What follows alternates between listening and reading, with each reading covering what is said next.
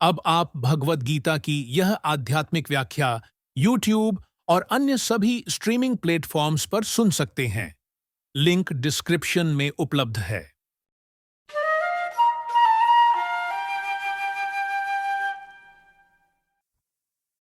Shrimad Bhagavad Gita chapter 4 श्लोक 1। श्री भगवानुवाच इमं विश्वते योगः प्रोक्तवान् हमव्यं विवस्वामनवे प्राह मनुरिक्ष्वा कवे प्रवित्। मैंने इस अविनाशी कभी न खत्म होने वाले कर्म योग को सूर्य से कहा था। फिर सूर्य ने इसे अपने बेटे मनु से कहा था और फिर इसे मनु ने अपने बेटे इक्ष्वाकु से कहा। भगवान कृष्ण इस श्लोक के जरिए अर्जुन को कह रहे हैं कि हे अर्जुन, मैं जो तुझे ये कर्म योग की कभी न खत्म होने वाली बातें ज्ञान जो दे रहा हूं वो आज की कोई नई बात नहीं है। यह बात सदियों पहली है, जब ये सृष्टि बनी भी थी नहीं, जब सूर्य था सिर्फ, तब ये ज्ञान मैंने सूर्य को दिया था। फिर सूर्य ने इस ज्ञान को अपने बेटे मनु को दिया, फिर मनु ने अपने बेटे इक्ष्वाकु को दिया। अभी भगवान ने यह ज्ञान सिर्फ सूर्य को ही क्यों दिया? क्योंकि जब दुनिया थी नहीं, जब ये सृष्टि बनी भी थी नहीं, तब से सूर्य है। तो सूर्य सबसे पहली चीज थी इस दुनिया की, तो भगवान ने सूर्य को ही देना ठीक समझा, क्योंकि और भी कोई चीज थी नहीं। अगर हम सूर्य को यह ज्ञान दे, कर्म योग का ज्ञान दे, तो फिर सूर्य उस ज्ञान को आगे अपने जनरेशंस को, आगे अपने लोगों को पास ऑन कर पाएगा। तो इसलिए भगवान ने सूर्य को दिया, और इसलिए भी भगवान ने सूर्य को दिया क्योंकि सूर्य खुद गृहस्थ आश्रम का जीवन जी रहे थे। तो भगवान ने इसलिए कर्मयोग का ज्ञान दिया कि जो गृहस्थ है, जिसके बीवी बच्चे हैं, वो लोग अगर कर्मयोग को अपनाएं तब भी वो अपना उद्धार कर पाएंगे और भगवान तक पहुंच पाएंगे। इसके लिए भी भगवान ने ये कर्मयोग की बातें सूर्य को सृष्टि के पहले कही थी। तो ये सब जो कर्मयोग ज्ञान जो भी बात है, कोई नई बात है नहीं, ये पहले से चली आ रही है। बस उसी को भगवान अभी अर्जुन को रिवाइज करवा रहे हैं, बता रहे हैं इजी वे में, शॉर्ट वे में। भगवान डिफरेंट वेज बता रहे हैं कर्मयोग करने का, कि ये ना हो पाए तो वो करो, वो ना हो पाए तो दूसरा चीज करो। ऐसे डिफरेंट ऑप्शंस दे रहे हैं अर्जुन को। तो इससे हमें मालूम चलता है ये जो ज्ञान है, ये जो बातें हैं कर्मयोग ज्ञान योग की, इसकी हिस्ट्री की कितनी पहली है ये बात। तो इसके लिए जो अच्छी बात रहती है उसे हमें पास ऑन करते रहना चाहिए। अगर हम पास ऑन नहीं करेंगे तो वो लुप्त हो जाएगी, गुम हो जाएगी। श्रीमद् भगवद गीता चैप्टर 4 श्लोक 2। एवं पर प्राप्तमिं राजर्षो यो विदु सह काले नेहमता योगो नष्ट परंतप। हे परंतप, तो इस तरह गुरु परंपरा से चली आई यह कर्म योग की बात कुछ समय बाद इस मनुष्य लोक में लुप्त हो गई, गायब हो गई। गुरु परंपरा से चली आई मतलब जैसे भगवान ने सूर्य से कहा, फिर सूर्य ने अपने बेटे से कहा, उनके बेटे ने अपने बेटे से कहा, तो ऐसे क्या गुरु परंपरा से ये बात आगे फैली गई। तो इस तरह जो गुरु परंपरा से फैली गई कर्मयोग की बात थी, वो बहुत टाइम तक फिर लोगों ने यूज करना बंद कर दिया, तो वो गायब हो गई। नष्ट नहीं हुई, खत्म नहीं हुई, पर गायब हो गई। इसके लिए भगवान कृष्ण उसको वापस एस्टेब्लिश करने के लिए, वो गुरु परंपरा वापस एस्टेब्लिश करने के लिए अर्जुन को यह गीता का बात वापस अर्जुन को बता रहे हैं, ताकि अर्जुन आगे जाके किसी और को कहे। जैसा कि भगवान ने उस टाइम वापस से महाभारत के युद्ध में अर्जुन को यह भगवद गीता का ज्ञान दिया, तब आगे जाके हमको यह वापस मिल रहा है। तो इसलिए भगवान अर्जुन को वापस यह रिवीजन करवा रहे हैं। फिर भगवान कृष्ण अर्जुन को ये रिवीजन क्यों करवा रहे हैं? क्योंकि ये जो कर्मयोग की बात थी, ये स्पेसिफिकली ये राजाओं के लिए थी, कि जो संसारिक दुनिया में रहकर भी कर्मयोग को इम्प्लीमेंट करके लोगों के लिए अच्छा कर पाए। तो अर्जुन भी क्षत्रिय फैमिली से था, तो उसका भी यह धर्म था कि वो कर्मयोग को फॉलो करे। पर वो जैसा कि चैप्टर 3 में अर्जुन ने कहा था और चैप्टर 2 में अर्जुन ने कहा था कि मैं भिक्षा मांग के अपना जीवन बिताना अच्छा समझता हूँ इस युद्ध को करने से। तो इसके लिए भगवान कृष्ण ये सब बातें अर्जुन को बता रहे हैं कि ये जो गुरु परंपरा से कर्मयोग की बात चली आई थी, ये राजाओं के लिए बनाई गई थी, पर फिर कुछ टाइम बाद तक इसको यूज नहीं किया गया। इसके लिए ये बातें भूल गई लोगों ने। तो भगवान को कैसे मालूम पड़ा कि ये बात लोग भूल गए हैं? क्योंकि अर्जुन ही उस बात को फॉलो नहीं कर रहे। अर्जुन खुद राजा के फैमिली से थे, अर्जुन खुद क्षत्रिय थे, तो क्षत्रिय के नाते उनको पता रहना चाहिए कर्मयोग की बातें। बट जब भगवान ने समझा कि अर्जुन को ये सब का ज्ञान नहीं है, तभी तो वो ऐसी बातें कह रहे हैं कि मैं युद्ध नहीं करूंगा और मैं भीख मांगना चाहूंगा। तो इसके लिए भगवान सोचे नहीं, चलो मैं ये बातें अर्जुन को वापस बताता हूँ। श्रीमद् भगवद गीता चैप्टर 4 श्लोक 3। स एवाय मया तेद्य योग प्रोक्त पुरातन भक्तोसी मे सखा जेति रहस्यम हो तदुत्तमम्। तो हे अर्जुन, यह पुरातन योग मैंने तेरे लिए वापस कहा है, क्योंकि तू मेरा भक्त और सखा है और यह योग सबसे रहस्यपूर्ण है। श्लोक में भगवान कृष्ण अर्जुन को बोलते हैं कि तू मेरा भक्त और सखा है, फ्रेंड है। इसके लिए यह पुरातन योग जो कर्म योग की बात थी, जो मैंने सूर्य को कहा था, वो मैं आज वापस तुझको कह रहा हूँ। ऐसा नहीं कि ये बात मैं तुझे ही कह रहा हूँ, पर यह बात मैंने पहले सूर्य को कही थी, फिर बाद में यह ज्ञान अप्रकट हो गया, गायब हो गया।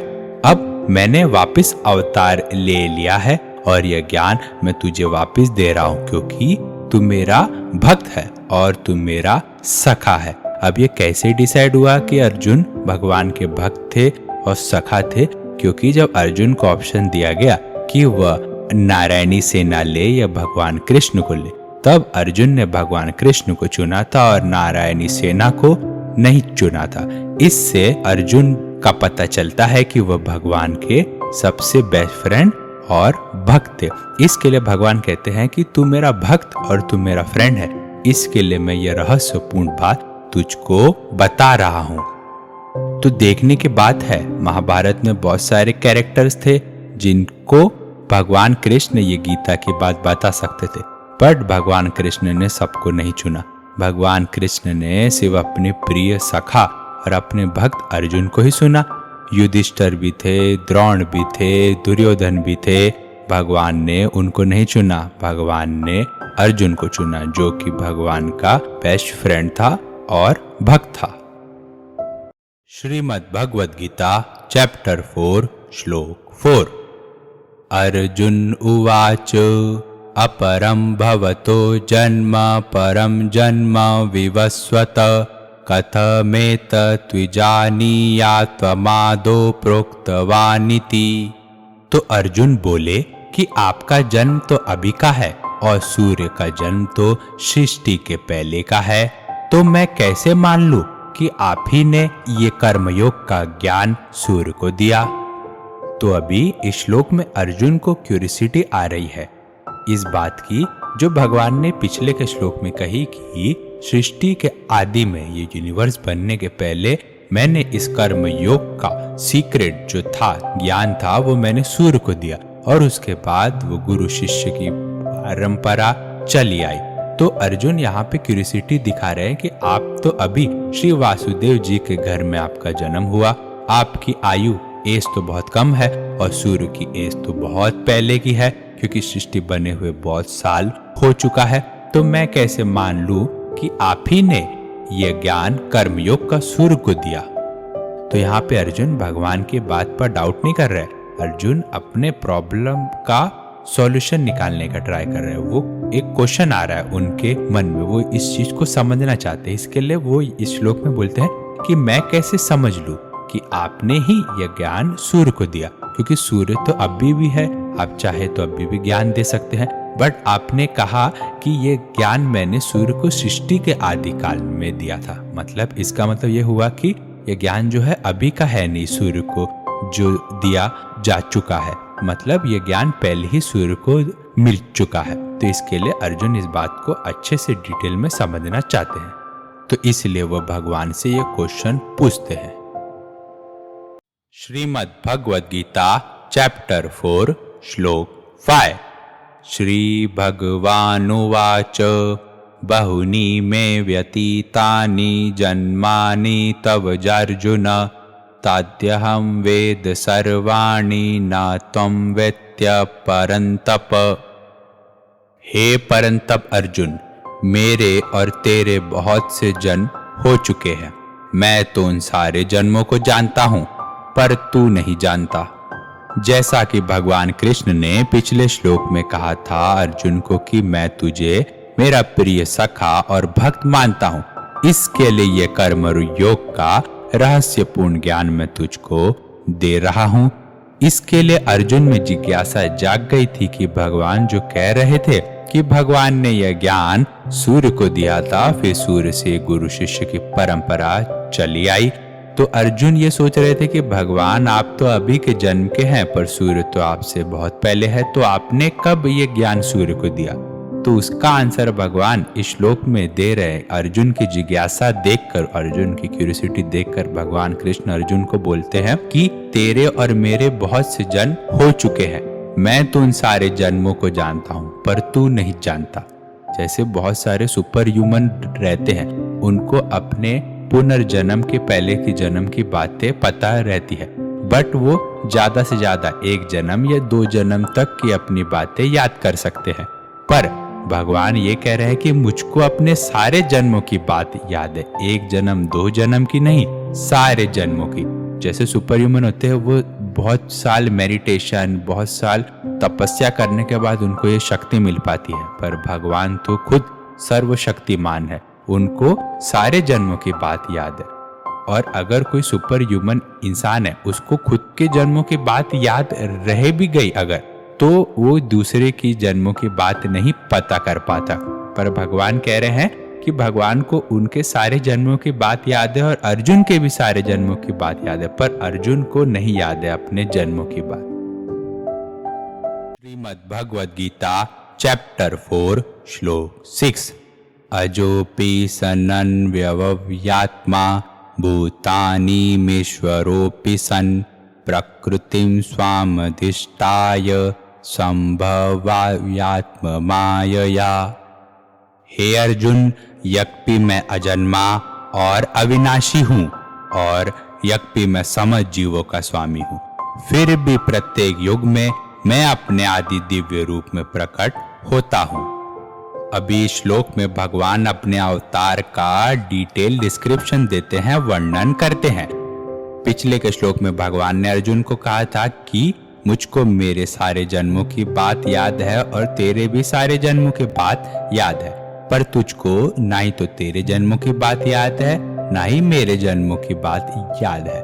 तो भगवान अभी श्लोक में कहते हैं कि मैं अजन्मा हूँ, मेरा कोई जन्म नहीं है, मैं अविनाशी हूँ, मुझे कोई मार नहीं सकता और मैं समस्त जीवों का स्वामी हूँ, सारे जीवों का मैं ईश्वर हूँ, स्वामी हूँ। ये होने के बाद भी मैं हर युग में अपने आदि दिव्य रूप में प्रकट होता हूँ। मतलब भगवान कह रहे हैं कि मैं हर युग में, जब जब युग आता है, जब जब समय आता है, जब जब जरूरत आती है, तब मैं अपनी शक्ति से खुद प्रकट हो जाता हूँ। मतलब भगवान इस श्लोक में कह रहे हैं कि उन्हें कोई मार नहीं सकता, सबसे पहली बात, और वो खुद की शक्ति से ही प्रकट हो जाते हैं। जैसे सूर्य है, सन है, जब सन सेट हो जाता है तब ऐसा तो नहीं है ना कि सूर्य खत्म हो गया, सूर्य है, उसका एग्जिस्टेंस है, बस हम नहीं देख पा रहे हैं। तो वैसे ही भगवान है, भगवान को हम नहीं देख पा रहे हैं का इसका मतलब ये नहीं कि भगवान नहीं है, भगवान का एग्जिस्टेंस है, बस हम नहीं देख पा रहे, हम अपनी जो हमारी आंखें हैं, जो आईज है, उससे नहीं देख पा रहे हैं। जैसा भगवान कृष्ण अर्जुन को 11वें चैप्टर में कहेंगे कि तू अपने इस आंखों से मुझको नहीं देख पाएगा, तो भगवान अर्जुन को दिव्य दृष्टि देते हैं ताकि वो भगवान के ओरिजिनल फॉर्म को देख पाए। तो ये भी बात भगवान इस श्लोक में कह रहे हैं कि भगवान का जैसे जन्म होता है, फिर उसके बाद बालकपन से युवावस्था आती है, फिर युवावस्था से वृद्धावस्था आती है। तो भगवान का युवावस्था के बाद वृद्धावस्था आती ही नहीं है। इसके लिए भगवान का आप लोग कभी भी ओल्ड इमेज नहीं देख पाएंगे कि भगवान की दाढ़ी सफेद है या बुढ़े हो गए भगवान, ऐसा नहीं है। कोई भी किसी भी बुक में भगवान का वर्णन, ऐसा डिस्क्रिप्शन है ही नहीं कि भगवान बुढ़े हो गए हैं, दाढ़ी सफेद हो गई, चल नहीं पा रहे, क्योंकि वो श्री भगवान है। वो युवावस्था के बाद आगे बढ़ते ही वो है नहीं, और अपनी योग माया से वो मरते तो है पर अपना शरीर खत्म वो करते हैं, पर रहते वो श्री भगवान ही है। श्रीमद् भगवद गीता चैप्टर 4 श्लोक 7। यदा यदा हि धर्मस्य ग्लानिर्भवति भारत अभ्युत्थानम् अधर्मस्य तदात्मानं सृजाम्यहम्। हे भरतवंशी अर्जुन, जब जब धर्म की हानि होती है और अधर्म बढ़ता है तब तब मैं अवतार लेता हूँ। तो अभी श्लोक में भगवान अपने अवतार का डिटेल डिस्क्रिप्शन देते हैं और बताते हैं भगवान कि जब धर्म खत्म होने लग जाता है और अधर्म बढ़ता है तब तब भगवान अवतार लेकर आते हैं, तब तब भगवान अपना शरीर प्रकट करते हैं, पूर्ण रूप से पूरे रूप में अपने शरीर को प्रकट करके अवतार लेकर वो आते हैं धरती पे। अभी इसका मतलब कोई गारंटी है नहीं कि भगवान एक ही युग में एक ही अवतार ले। भगवान एक युग में एक अवतार, 2 अवतार, कितने भी अवतार ले सकते हैं। जैसे सतयुग में भगवान ने समुद्र मंथन के टाइम कच्छप का अवतार लेकर मदद की थी देवताओं की, और फिर भगवान ने असुरों से अमृत बचाने के लिए फिर मोहिनी रूप ले लिया। तो भगवान ने एक ही टाइम पे 2 अवतार ले लिए थे। तो जैसे जैसे नेसेसिटी रहती है वैसे वैसे भगवान अवतार लेते हैं। श्रीमद् भगवद गीता चैप्टर 4 श्लोक 8।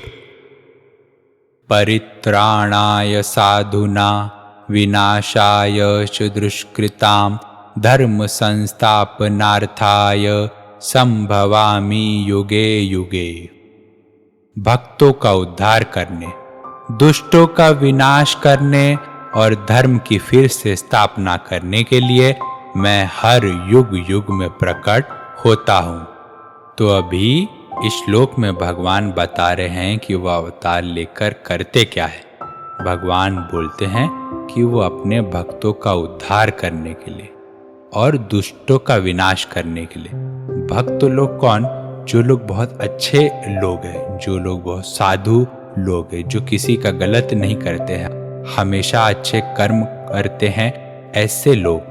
और दूसरे जो दुष्ट लोग हैं, जो हमेशा गलत राह पे रहते हैं, दूसरों का भी बुरा करते रहते हैं, मन में राग द्वेष जलन रहता है, ऐसे दुष्ट लोगों का विनाश करने के लिए और धर्म की फिर से स्थापना करने के लिए।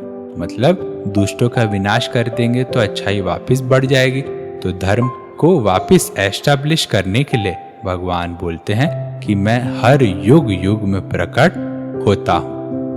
तो भगवान क्या बोलते हैं, मैं वापस से रिपीट करता हूँ। भगवान बोलते हैं कि भक्तों का उद्धार करने, दुष्टों का विनाश करने और धर्म की फिर से स्थापना करने के लिए मैं हर युग युग में अवतार लेता हूँ। श्रीमद् भगवद गीता चैप्टर 4 श्लोक 9। जन्म कर्म च मे दिव्यमेवं यो वेति तत्वतः त्वक्ता देह पुनर्जन्म नेति मामेति सोर्जुन। हे अर्जुन, मेरे जन्म और कर्म बहुत सारे हैं। इस प्रकार जो मेरे जन्म और कर्म को जो इंसान बहुत गहराई से समझता है, मानता है, वह इंसान शरीर छोड़ने पर वापस से पुनर्जन्म को नहीं जाता, बल्कि वह मुझको प्राप्त हो जाता है। तो अभी भगवान इस श्लोक में बोलते हैं कि भगवान के जो जन्म लेने के, जो अवतार लेने का जो प्रोसेस है वो बहुत सारा है, और भगवान उस अवतार लेने के बाद बहुत सारे कर्म करते हैं, बहुत सारी लीलाएं करते हैं। तो जब भगवान अवतार लेते हैं तो किसी को मालूम नहीं रहता है कि भगवान ने अवतार लिया है। पर जो इंसान जो भगवान के कर्म को और जन्म को समझता है बहुत गहराई से, ठीक है, कि ये भगवान है, क्योंकि भगवान खुद से आके नहीं बोलते हैं कि मैं ही हूँ विष्णु का अवतार। कृष्ण ने कभी नहीं कहा कि मैं विष्णु का अवतार हूँ, राम ने भी कभी नहीं कहा कि वो विष्णु का अवतार है। जो तत्वदर्शी जो लोग थे, जिनको मालूम था कि भगवान कैसे जन्म लेकर आएंगे, कैसे कैसे अपने कर्म करेंगे, जो भगवान के कर्म को और जन्म को गहराई से समझता है वही, और जो भगवान में मानता है वही, जो इंसान जब अपना शरीर छोड़ता है तब वो पुनर्जन्म को नहीं आता और वो वापस भगवान में चले जाता है। तो भगवान यहाँ पे वो बात कह रहे हैं कि भगवान को समझने के लिए भगवान के कर्म को समझो। और भगवान कैसा कर्म करने को बोल रहे हैं? भगवान कह रहे हैं ऐसा कर्म करो जिसमें तुम किसी से जलन ना करो, किसी से गुस्सा ना करो, बिना किसी एक्सपेक्टेशन के, आसक्ति के कर्म करो, किसी को दुख पहुंचाए बिना। तो ऐसे इंसान जो ये सब चीजें समझते हैं गहराई से, तो वो इंसान वापस पुनर्जन्म में नहीं आता, मोक्ष उसको मिल जाता है और वो भगवान के पास चले जाता है। तो ये भगवान इस श्लोक में बताने की कोशिश कर रहे हैं। श्रीमद् भगवद गीता चैप्टर 4 श्लोक 10। वीतराग भय क्रोध ममया मामुपाश्रिता बहवो ज्ञान तपसा भूता मद्रावमागता। राग, भय और क्रोध से जो मुक्त है, जो मुझ में आश्रित है, जो मेरे ज्ञान को समझकर पवित्र हो चुका है, वही मेरे स्वरूप को प्राप्त हो चुके हैं। तो भगवान अभी श्लोक में कहते हैं कि जो राग, भय और क्रोध से आजाद है। राग क्या कि अगर समझो कि अगर हमारे पास कोई प्रॉब्लम है, ठीक है, वो हमें बहुत बड़ी लग रही है, बट अगर उसके सामने कोई और बड़ी प्रॉब्लम आ जाए तो हमारा ध्यान छोटी प्रॉब्लम से हटके बड़ी प्रॉब्लम पे चले जाता है। जैसे बचपन में हमें खिलौना खेलना बहुत पसंद था, हमें उस खिलौने के प्रति बहुत ज़्यादा एक्साइटमेंट रहता था, बट हम बड़े हुए तो हमारा पैसों के प्रति, सैलरी के प्रति वैसा हमारा एक्साइटमेंट होने लग गया। ऐसे ही अगर जिसका ध्यान भगवान में है नहीं, भगवान के जन्म में है नहीं, भगवान के कर्म में है नहीं, तो उसका ध्यान वहाँ के बजाय कहीं और फालतू जगह जाएगा। तो अगर ऐसे कोई फालतू, कोई नॉनसेंस बात पे अगर कहीं पे ध्यान जा रहा है तो उसको राग कहा है, ठीक है। अगर मुझको किसी चीज के प्रति बहुत सारा राग है तो मेरा उसके प्रति अटैचमेंट बढ़ जाएगा। तो फिर अगर वो अटैचमेंट बढ़ गया, अगर वो चीज मुझको मिलनी चाहिए थी पर नहीं मिल पाई तो मुझे उससे गुस्सा आएगा। जैसे कोई चीज थी जो मुझको चाहिए थी, ठीक है, मैंने उसके प्रति बहुत अटैचमेंट कर लिया, बट वो चीज मुझको ना मिलके कोई और ले लिया मुझसे, ठीक है। अगर वो पर्सन फिजिकली स्ट्रांग है तो मैं उससे डरूंगा, भय करूंगा, बट अगर वो पर्सन फिजिकली स्ट्रांग नहीं है तब मैं उस पर क्रोध करूंगा। तो वही यहाँ पे कहा गया है कि जो राग, भय और क्रोध से मुक्त है, आजाद है, मतलब वो किसी और चीज में राग अपना कर ही नहीं रहा है, और जो भगवान के जन्म और कर्म के ज्ञान को सुनकर, प्राप्त करके, हासिल करके पवित्र हो चुका है। मतलब जिसको समझ गया कि भगवान जन्म कैसे करते हैं, कर्म कैसे करते हैं, तो वो इंसान वैसा भी कर्म करने की कोशिश करेगा भगवान के जैसे, कि मन में जलन न रखे, गुस्सा न करे, क्योंकि भगवान अवतार अपने लिए कभी नहीं लेते हैं। भगवान ने पिछले के श्लोक में कहा ना कि सज्जन लोगों की रक्षा करने के लिए, अपने भक्तों की रक्षा करने के लिए, दुष्टों का विनाश करने के लिए हर युग में मैं समय समय पर अवतार लेता हूँ। तो जो इंसान उस ज्ञान को हासिल करके, उसकी डिटेल को समझकर जो पवित्र हो गया है, ठीक है, वही मेरे स्वरूप को, वही मुझको जान चुका है। श्रीमद् भगवद गीता चैप्टर 4 श्लोक 11। ये यथा मां प्रपद्यन्ते तस्थान्तेवं भजाम्यहं मम वर्तमानुवर्तन्ते मनुष्या पार्थ सर्वश। हे पार्थ, जो भक्त जिस तरह से मेरी शरण में आता है मैं उसे उसी तरह का फल देता हूँ, क्योंकि सारे मनुष्य सारे प्रकार से, सारे तरह से मेरे ही पथ पर चलते हैं। तो अभी इस श्लोक में भगवान एक बहुत अच्छी बात बोल रहे हैं। भगवान बोलते हैं कि जो भक्त जिस प्रकार जिस तरह से भगवान के शरण में आता है, भगवान उसे उसी तरह का फल देते हैं, क्योंकि सारे जो इंसान है वो भगवान के बताए हुए रास्ते पर ही चलते हैं। तो अभी जो भगवान को जैसा मानता है, भगवान उसको वैसा ही फल देते हैं। जैसे कोई भगवान को अपना भाई मान रहा है तो भगवान भी उसको अपना भाई मानेंगे। कोई भगवान को अपना सखा, अपना दोस्त मान रहा है तो भगवान भी भक्त को अपना सखा, अपना दोस्त समझेंगे। तो जैसे तुम भगवान को भज रहे हो, मतलब भगवान की बताए हुए बातों पर चल रहे हो, ऐसा नहीं कि भगवान की सिर्फ भक्ति ही कर रहे हो, पर भगवान की बात को भी इम्प्लीमेंट कर रहे हो अगर अपने लाइफ में, तो भगवान उस भक्त को उसी प्रकार फल देता है। मतलब जो भगवान के बातों को इम्प्लीमेंट नहीं कर रहा है, भगवान के बताए हुए रास्ते पे नहीं चल रहा है, तो भगवान उस भक्त को वैसा ही फल प्रदान करेंगे, देंगे। तो जैसा जैसा इंसान भगवान के बताए हुए रास्ते पे चलता है, वैसे वैसे भगवान उस भक्त को उसी प्रकार फल देते हैं। श्रीमद् भगवद गीता चैप्टर 4 श्लोक 12। कांक्षन्तं कर्मणा सिद्धिं यजन्ते इह देवता श्रीपं हि मानुषे लोके सिद्धिर्भवति कर्मजा।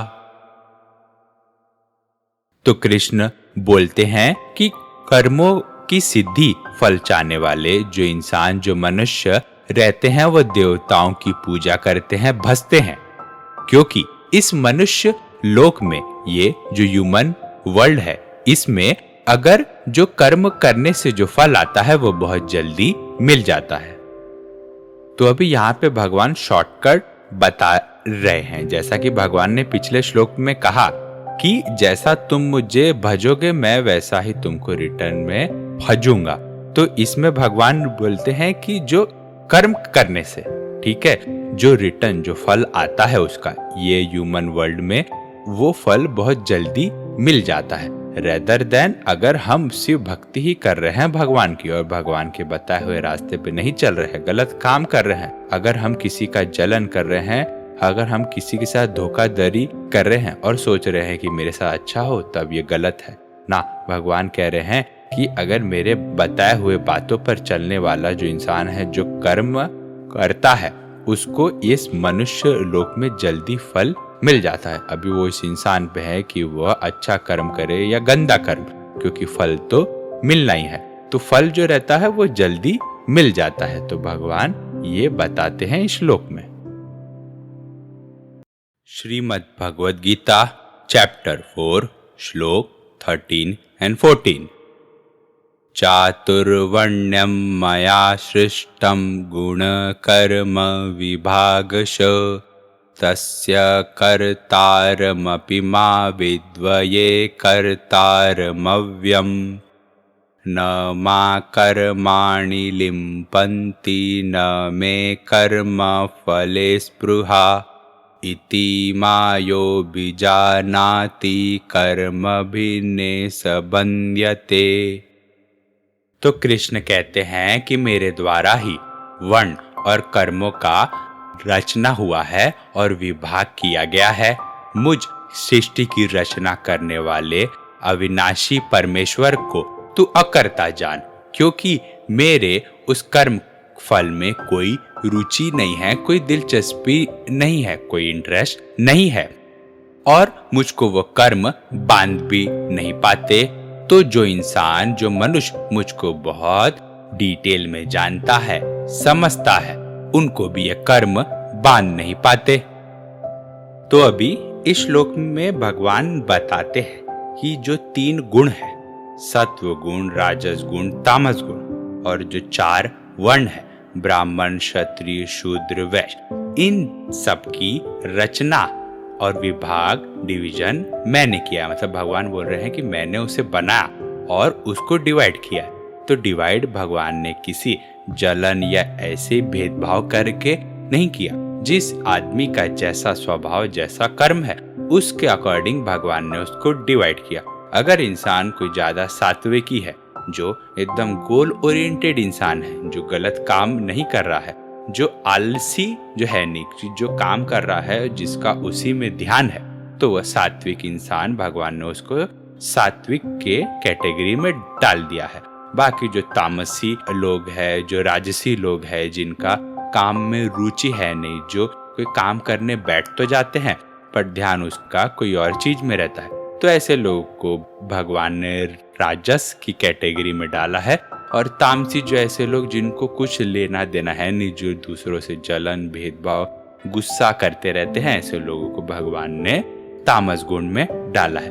वैसे ही जो 4 वर्ण है, जो ब्राह्मण, क्षत्रिय, शूद्र, वैश्य, तो भगवान ने ऐसे जो लोग, जैसे कर्म थे उनके, कि ब्राह्मण का कर्म था कि ज्ञान हासिल करो तुम और लोगों की हेल्प करो, तो ऐसे लोगों को भगवान ने ब्राह्मण के उसमें डाला है। क्षत्रिय का काम था कि तुम लोगों की रक्षा करना है तुमको, जैसे भगवान अर्जुन को बोलते हैं कि ये क्षत्रिय का तुम्हारा युद्ध करने का धर्म है, तो तुम न चाहते हुए भी तुम अपने धर्म को करने में विवश हो जाओगे, क्योंकि तुमने बचपन से वही सब किया। तो जैसा आदमी करता है, जैसा रहता है उसका, उस हिसाब से भगवान ने डिवाइड किया। तो भगवान वो बोलते हैं कि मैंने किसी जलन या भेदभाव से नहीं किया है, जैसे इंसान के कर्म थे उस हिसाब से भगवान ने की है। जैसे आज के टाइम पे अगर हम देखें, कोई ब्राह्मण है, बर्थ से है, जन्म से, बट अगर वो ऐसा कर्म नहीं कर रहा है तो वो ब्राह्मण नहीं रह जाता है, क्योंकि भगवान ने बताया कि इंसान अपने कर्मों के हिसाब से उस कैटेगरी में जाता है। वैसे ही जो क्षत्रिय है, अगर वो क्षत्रिय का अपना पालन नहीं कर रहा है तो वो क्षत्रिय नहीं रह जाता है, भले ही वो जन्म से क्षत्रिय, बट जैसा भगवान ने बताया था ये, उस हिसाब से वो क्षत्रिय नहीं रह जाता है। उसके बाद तो लोगों ने अपने अपने हिसाब से और इसको डिवाइड कर दिया, अपने अपने आप से मैनिपुलेट कर दिया। बट जो भगवान ने जो रचना की थी, इन्वेंशन किया था, जो डिवीजन किया था, उसका ओरिजिनल बेस यही था। उसके बाद भगवान बोलते हैं कि मैंने जो सृष्टि बनाई, मैंने जो कर्म बनाए, मैंने जो वर्ण बनाए, तू मुझ अविनाशी परमेश्वर को अकर्ता जान, मतलब मुझको कर्म फल बांध नहीं पाते, मुझको उसमें इंटरेस्ट है नहीं, कि मुझको ये है नहीं कि मैं कोई काम कर रहा हूँ तो मुझको उसका रिटर्न चाहिए, मुझको उस कर्म के फल में रुचि है नहीं, और वो कर्म मुझको बांध भी नहीं सकते।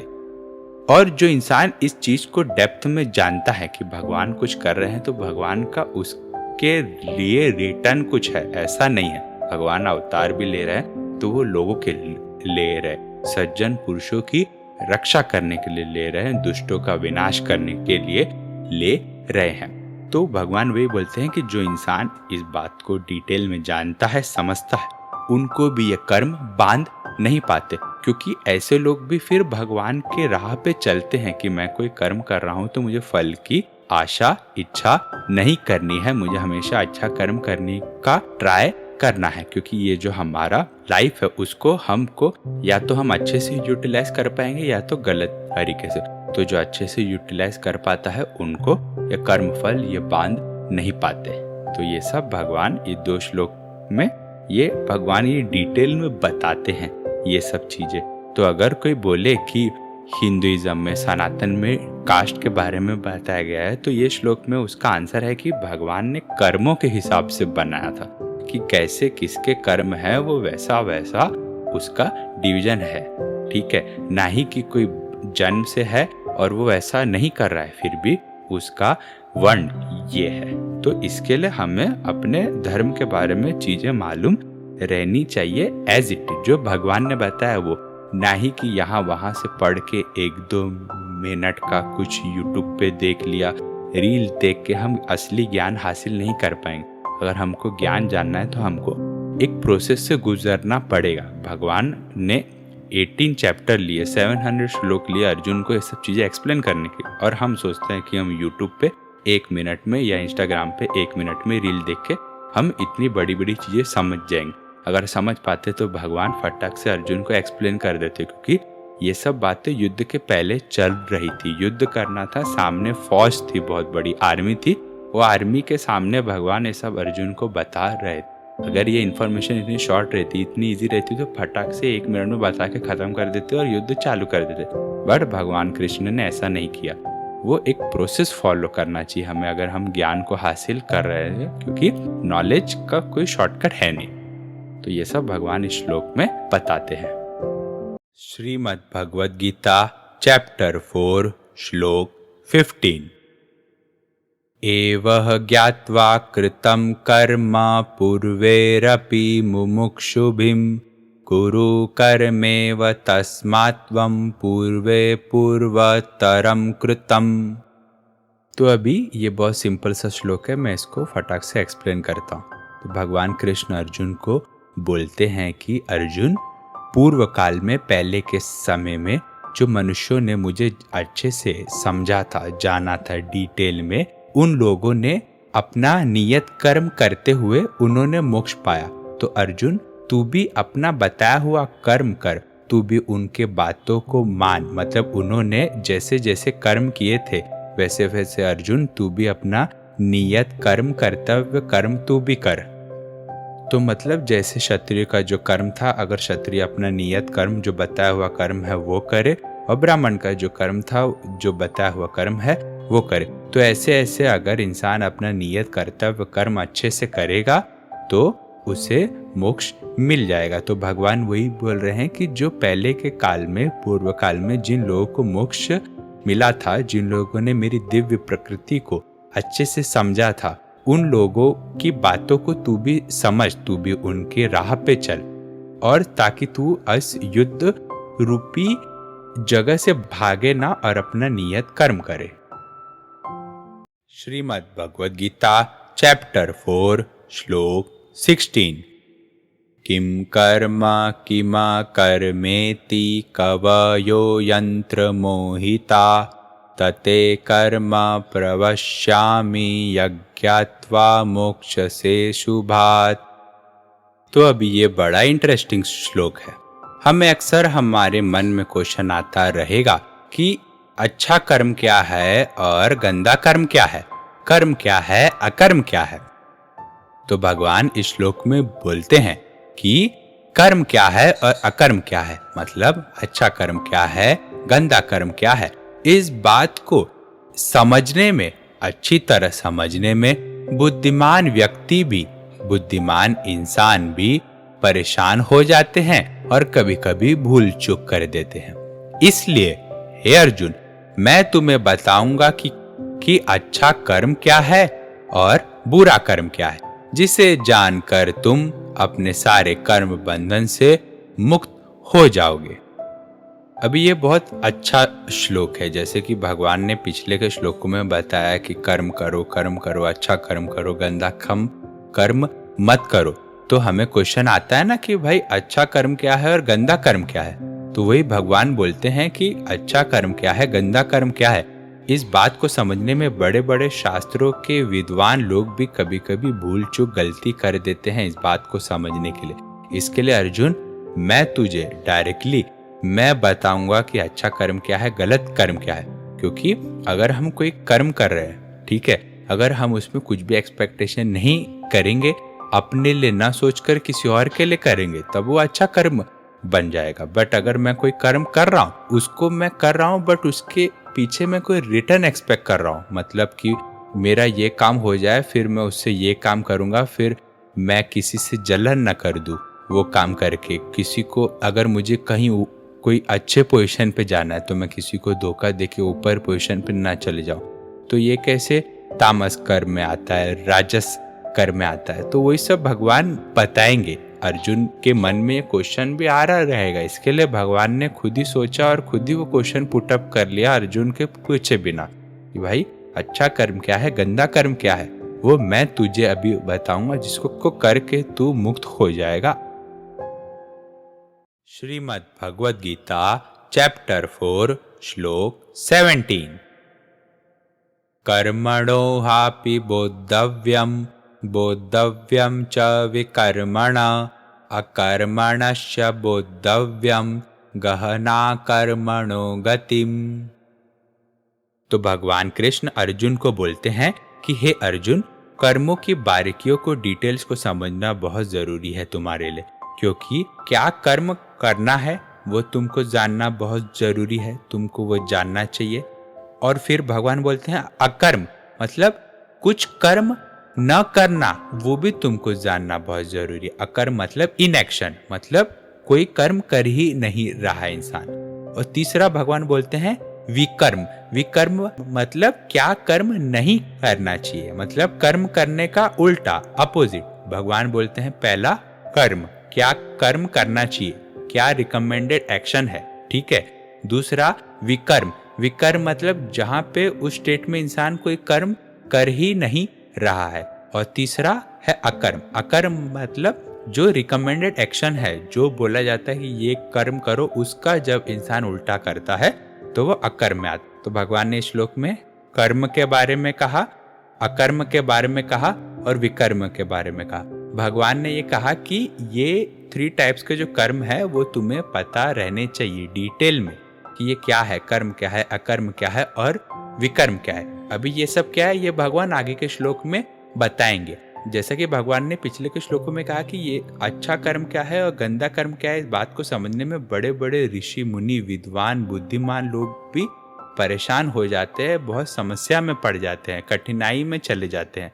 तो इसके लिए भगवान वो चीज अर्जुन को समझाना चाह रहे, क्योंकि अर्जुन को भी ये डिफरेंस मालूम था नहीं, इसके लिए वो युद्ध से दूर भागने की कोशिश कर रहे थे। बट भगवान ने कहा कि अगर युद्ध रूपी जैसा कोई बहुत बड़ा अगर कोई अवसर है, अपॉर्चुनिटी है, अगर उसमें भी हम कुछ भी बिना एक्सपेक्टेशन किए सब चीज को समान रख के एक जैसे करके हमारे खुद के लिए कुछ न चाहकर अगर हम उसको भी कर्म हम करेंगे तो पाप नहीं चढ़ेगा।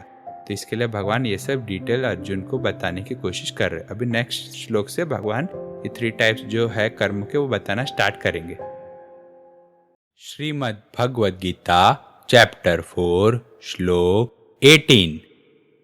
कर्मण्यकर्मयं पश्येत कर्मणि च कर्मय सह बुद्धिमात्मनुयेषु सयुक्त कृत्स्य कर्मकृत।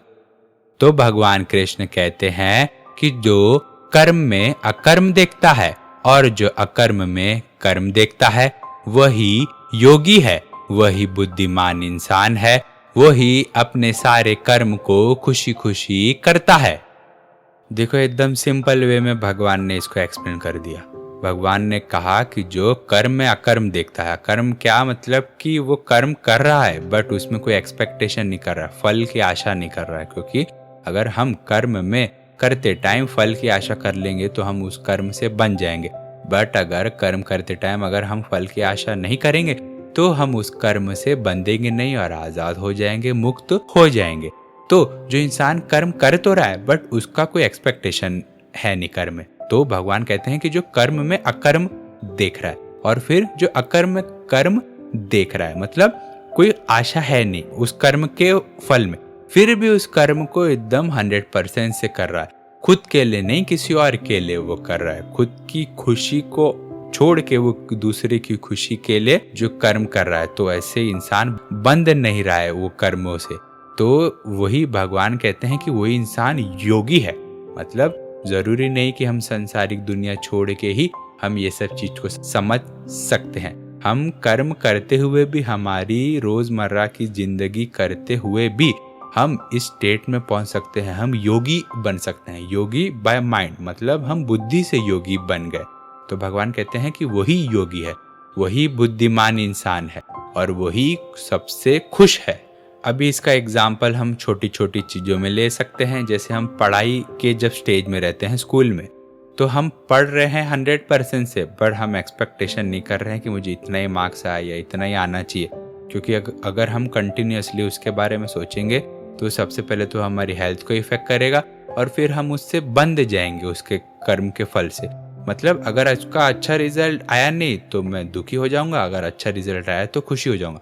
मतलब मेरा खुश होना और दुख होना किसी और थर्ड थिंग पे डिपेंडेंट है। वैसे ही अगर मैं जॉब कर रहा हूँ तो फिर अगर कंपनी में इंक्रीमेंट नहीं दिया मेरे को तो मैं गुस्सा हो जाऊंगा, अगर कंपनी ने इंक्रीमेंट दिया तो मैं खुश हो जाऊंगा। मतलब मेरी खुशी की चाबी किसी और के पास है।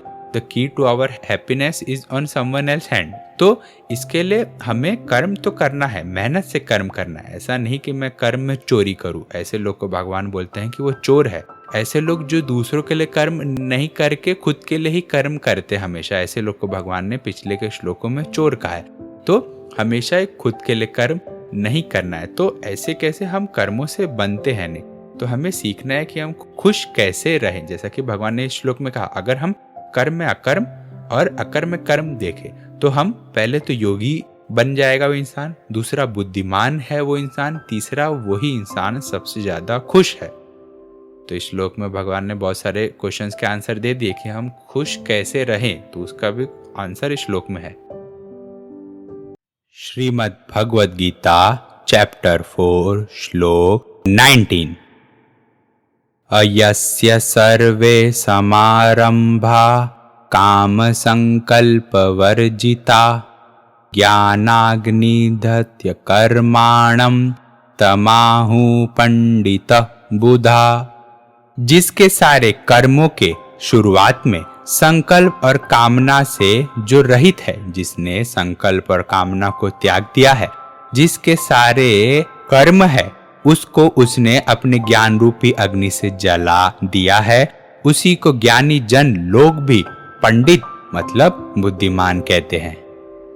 तो पिछले के श्लोक में भगवान ने बताया कि वो इंसान जो अपना कर्म तो कर रहा है पर उसके फल से कोई आशा नहीं कर रहा है, रिटर्न में कोई एक्सपेक्ट नहीं कर रहा, उसको भगवान ने बुद्धिमान कहा है। अभी इस श्लोक में भगवान बताते हैं कि उसी इंसान को पंडित लोग भी बुद्धिमान समझते हैं। मतलब लोग पंडित लोग को बुद्धिमान समझते हैं जिसको बहुत ज्ञान है, पर पंडित लोग भी उस इंसान को बुद्धिमान समझते हैं जो कर्म तो कर रहा है बट उस कर्म के फल में कोई आशा नहीं कर रहा है, जो कर्म में 100% अपना दे रहा है बट कुछ अटैचमेंट नहीं कर रहा है उसके रिजल्ट से कि अच्छा आएगा तो मैं खुश हो जाऊंगा और बुरा आएगा तो मैं दुखी। तो ऐसे लोग को यहाँ पे पंडित लोग भी बुद्धिमान कहते हैं।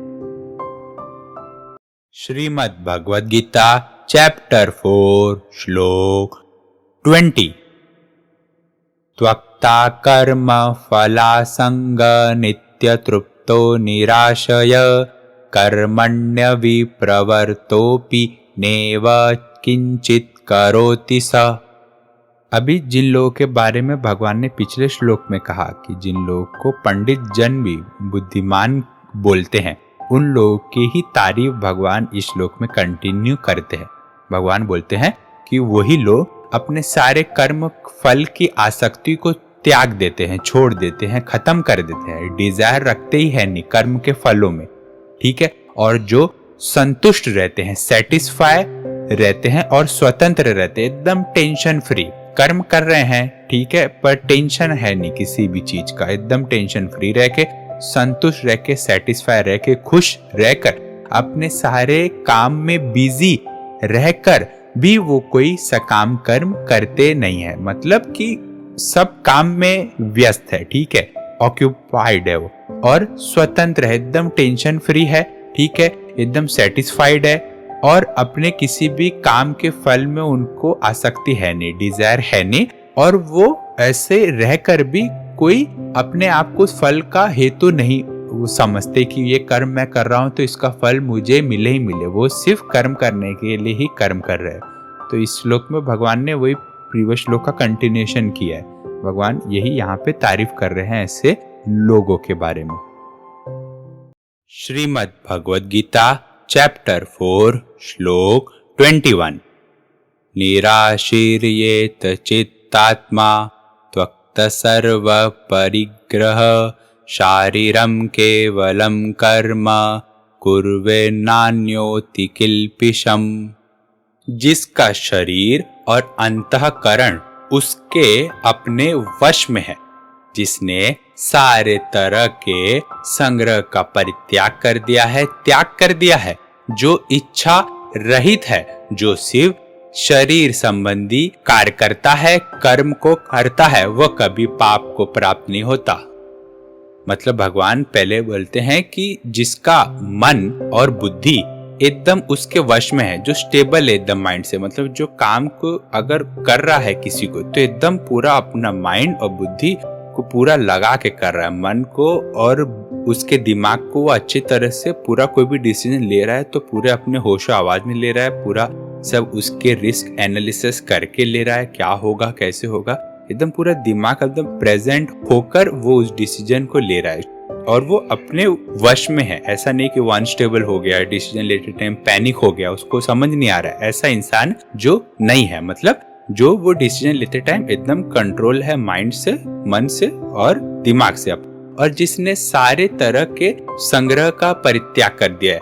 मतलब किसी भी चीज को इकट्ठा करने का जो लोगों को बहुत शौक रहता है कि अपनी संपत्ति कर ले इकट्ठा, जमा करते जाए, धन जमा करते जाए, सोना जमा करते जाए, तो ऐसा लोग करते करते अपने माइंड की स्टेबिलिटी को लूज कर देते हैं। वो हमेशा उनका ध्यान रहता है कि मैं कैसे न कैसे हर चीज बहुत इकट्ठा करते जाऊं, अपने पास जमा करते जाऊं।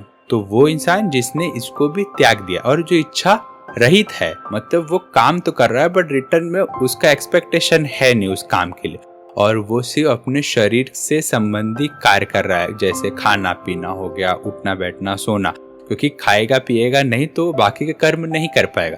तो उसका ध्यान, अगर वो खुद के लिए कुछ काम कर रहा है तो यही सब चीजों का वो काम कर रहा है कि भाई मैं खाना पीना खाऊं, सोऊं, ताकि मुझको एनर्जी मिले बाकियों की मदद करने के लिए। तो ऐसा इंसान कभी भी पाप को प्राप्त नहीं होता है। तो भगवान क्या बोलते हैं श्लोक में कि जिसका शरीर और अंतःकरण अच्छी तरह से उसके वश में है, जिसने सब तरह के संग्रह का परित्याग कर दिया है, त्याग कर दिया है, और जो इच्छा रहित है, और जो केवल अपने शरीर से संबंधित, शरीर से रिलेटेड कार्य को, कर्म को कर रहा है, वैसा इंसान कभी भी पाप को प्राप्त नहीं होता है, उसको कभी भी पाप नहीं लगता है। श्रीमद् भगवद गीता चैप्टर 4 श्लोक 22। यदृशा लाभ संतुष्टो द्वंद्वातीतो विमत्सर समसिद्धावसिद्धो च कृत्वापि न निबंध्यते। तो अब ये भी श्लोक बहुत सिंपल है। तो भगवान कहते हैं कि जो होने वाले लाभ से संतुष्ट है, मतलब कोई काम कर रहा है और उसका जो भी रिजल्ट है उससे वो सेटिस्फाइड है, जो डर नहीं रहा है किसी भी बात का, जो मुक्त है, आजाद है, जो ईर्ष्या नहीं करता है, और जो सफलता और असफलता, सक्सेस और अनसक्सेस, फेलियर में, सक्सेस और फेलियर में दोनों में स्थिर रहता है, स्टेबल रहता है, एक समान रहता है, सक्सेस में ज्यादा खुश नहीं होता है और अनसक्सेस में, फेलियर में ज्यादा दुखी नहीं होता है। वह कर्म करता हुआ भी कभी भी कर्मों से बंधता नहीं है। तो भगवान वही सब चीजों को अलग अलग वे से रिपीट कर रहे हैं कि भगवान बोल रहे हैं कौन ऐसा इंसान है जो कर्म करता हुआ भी कर्म से बंधता नहीं है, कौन ऐसा इंसान है जो कर्म तो कर रहा है बट उसको पाप नहीं चढ़ रहा है किसी बात का। तो वही सब भगवान यहाँ ये सब रिपीट कर रहे हैं। तो वापस मैं कहता हूँ, यहाँ पे भगवान बोलते हैं कि जो होने वाले लाभ से संतुष्ट है, टेंशन से फ्री है, जो ईर्ष्या नहीं कर रहा है, जो सफलता और असफलता दोनों में स्थिर है, स्टेबल है, कांस्टेंट है, और कर्म करता हुआ भी कभी कर्म से बंधता नहीं है। श्रीमद् भगवद गीता चैप्टर 4 श्लोक 23। गत संगस्य मुक्तस्य ज्ञानावस्थित चेतस यज्ञायाचरत कर्म समग्र प्रविलीयते। जिसकी आसक्ति, डिजायर्स मिट गई है, जो आजाद है, जिसकी बुद्धि एक ही अवस्था में, एक ही जगह पे भगवान में स्थित है, और जो अपने सारे कर्म भगवान को ऑफर करके, भगवान को समर्पित करके जो करता है, सारे कार्मिक रिएक्शन जो कर्म है वो नष्ट हो जाते हैं, खत्म हो जाते हैं। तो भगवान इस श्लोक में बता रहे हैं कि जैसा हम बोलते हैं ना कि हम जो अभी जीवन जी रहे हैं वो हमारे पिछले जन्मों के कर्मों के हिसाब से है। तो कैसे हम ऐसा करें कि कैसे हम वापिस जन्म न ले, हम ऐसे कर्म करें कि जिससे हमको अगला जन्म न मिले। तो भगवान ये बोलते हैं कि जिसकी आसक्ति खत्म हो गई, जिसको कुछ चाह भी है ही नहीं, ठीक है, जो अब कर्म कर रहा है तो भगवान को ऑफर करके कर रहा है, भगवान को समर्पित करके कर्म कर रहा है, खुद को ना कुछ मानकर हर चीज को भगवान को करके जो कर्म कर रहा है, जिसका ध्यान भी भगवान में है, एक जगह स्वरूप में एकदम स्थित है, एकदम स्थिर है, कांस्टेंट स्टेबल ला के जो कर्म कर रहा है, ऐसा जब इंसान कर्म करता है तो जैसा कि पिछले श्लोक में भगवान ने कहा कि वो इंसान कर्म से बंधता है नहीं, तो ऐसा अगर कोई इंसान कर रहा है कंटिन्यूअसली तो उसके जो पीछे के कर्म है वो खत्म हो जाते हैं, तो फिर उसका वापस से अगला जन्म होने का कुछ पॉइंट ही नहीं रहा। तो वही सब भगवान इस श्लोक में बताते हैं। ये श्लोक जो है वो प्रीवियस के 5 श्लोक का कंक्लूजन है जो भगवान अभी तक बता रहे थे कि क्या इंसान कैसा है, स्टेबल है, सुख दुख में एक, हार जीत में एक समान है, गुस्सा नहीं कर रहा है, जलन नहीं कर रहा है किससे। तो वो भगवान यहाँ पे बोलते हैं कि अगर इंसान ऐसे चीजें कर रहा है, करेगा, तो इसके सारे कर्म जो है पहले के नष्ट हो जाएंगे, खत्म हो जाएंगे। श्रीमद् भगवद गीता चैप्टर 4 श्लोक 24। ब्रह्मा परम ब्रह्म अभि ब्रह्माग्रो ब्रह्मणाहुतम ब्रह्मेव तेन गंतव्यम ब्रह्म कर्म समाधिना। तो कृष्ण कहते हैं कि जिस चीज को यज्ञ में चढ़ाया जाता है वह ब्रह्म है, और जो हवन करने के लिए जो चीज इस्तेमाल में लाया जाता है वह भी ब्रह्म है, और जो यज्ञ में आहुति दी जाती है वह भी ब्रह्म है। तो ऐसे यज्ञ को करने वाला इंसान को जो फल मिलता है यज्ञ करने के बाद वो फल भी ब्रह्म है। तो ब्रह्म मतलब कि जो सबसे बड़ा सच है, जिसको जान लिया तो उसके बाद और कुछ जानने के लिए बाकी न रह जाए, वही ब्रह्म है। श्रीमद् भगवद गीता चैप्टर 4 श्लोक 25। देवमेवा परे यज्ञ योगिन पर्युपासते ब्रह्मग्राव परे यज्ञ यज्ञेनेवोपजुत्यति। तो बहुत सारे योगी लोग देव यज्ञ का अनुष्ठान करते हैं और कुछ योगी लोग ब्रह्म रूप अग्नि में यज्ञ के द्वारा ही यज्ञ का हवन करते हैं।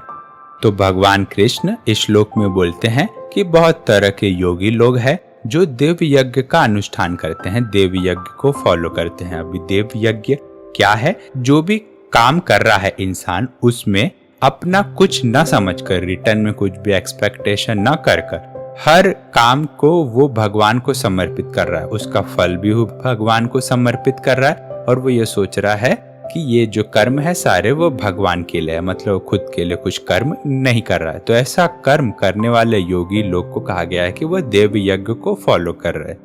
तो दूसरे तरह के योगी लोग के बारे में भगवान बोलते हैं कि वह ब्रह्म रूप अग्नि में यज्ञ के द्वारा ही यज्ञ का हवन करते हैं। मतलब वो लोग एक ब्रह्म को सच मानकर, एकदम जैसे पिछले के श्लोक में बताया गया ना, ब्रह्म क्या है? जो एब्सोल्यूट ट्रूथ है, मतलब जिसको जान लिया तो उसके बाद जानने के लिए कुछ नहीं है। ऐसे लोग वो एक सच्चाई को समझ गए, फिर वो कर्म कर रहे हैं, तो वो भी अपने लिए कर्म नहीं कर रहे हैं, पर वो बाकी के लोगों के लिए कर्म कर रहे हैं, दुनिया के बेटरमेंट के लिए कर्म कर रहे हैं। तो वही भगवान यहाँ पे 2 तरह के योगी लोग के बारे में भगवान डिफरेंशिएट करके बताते हैं कि तुम दोनों तरह का रास्ता फॉलो कर सकते हो। पहला कि तुम कर्म करो, खुद के लिए कोई एक्सपेक्टेशन मत करो और भगवान को समर्पित करके कर्म करो, ऐसे भी तुम कर्म के बंधन से बंधोगे नहीं।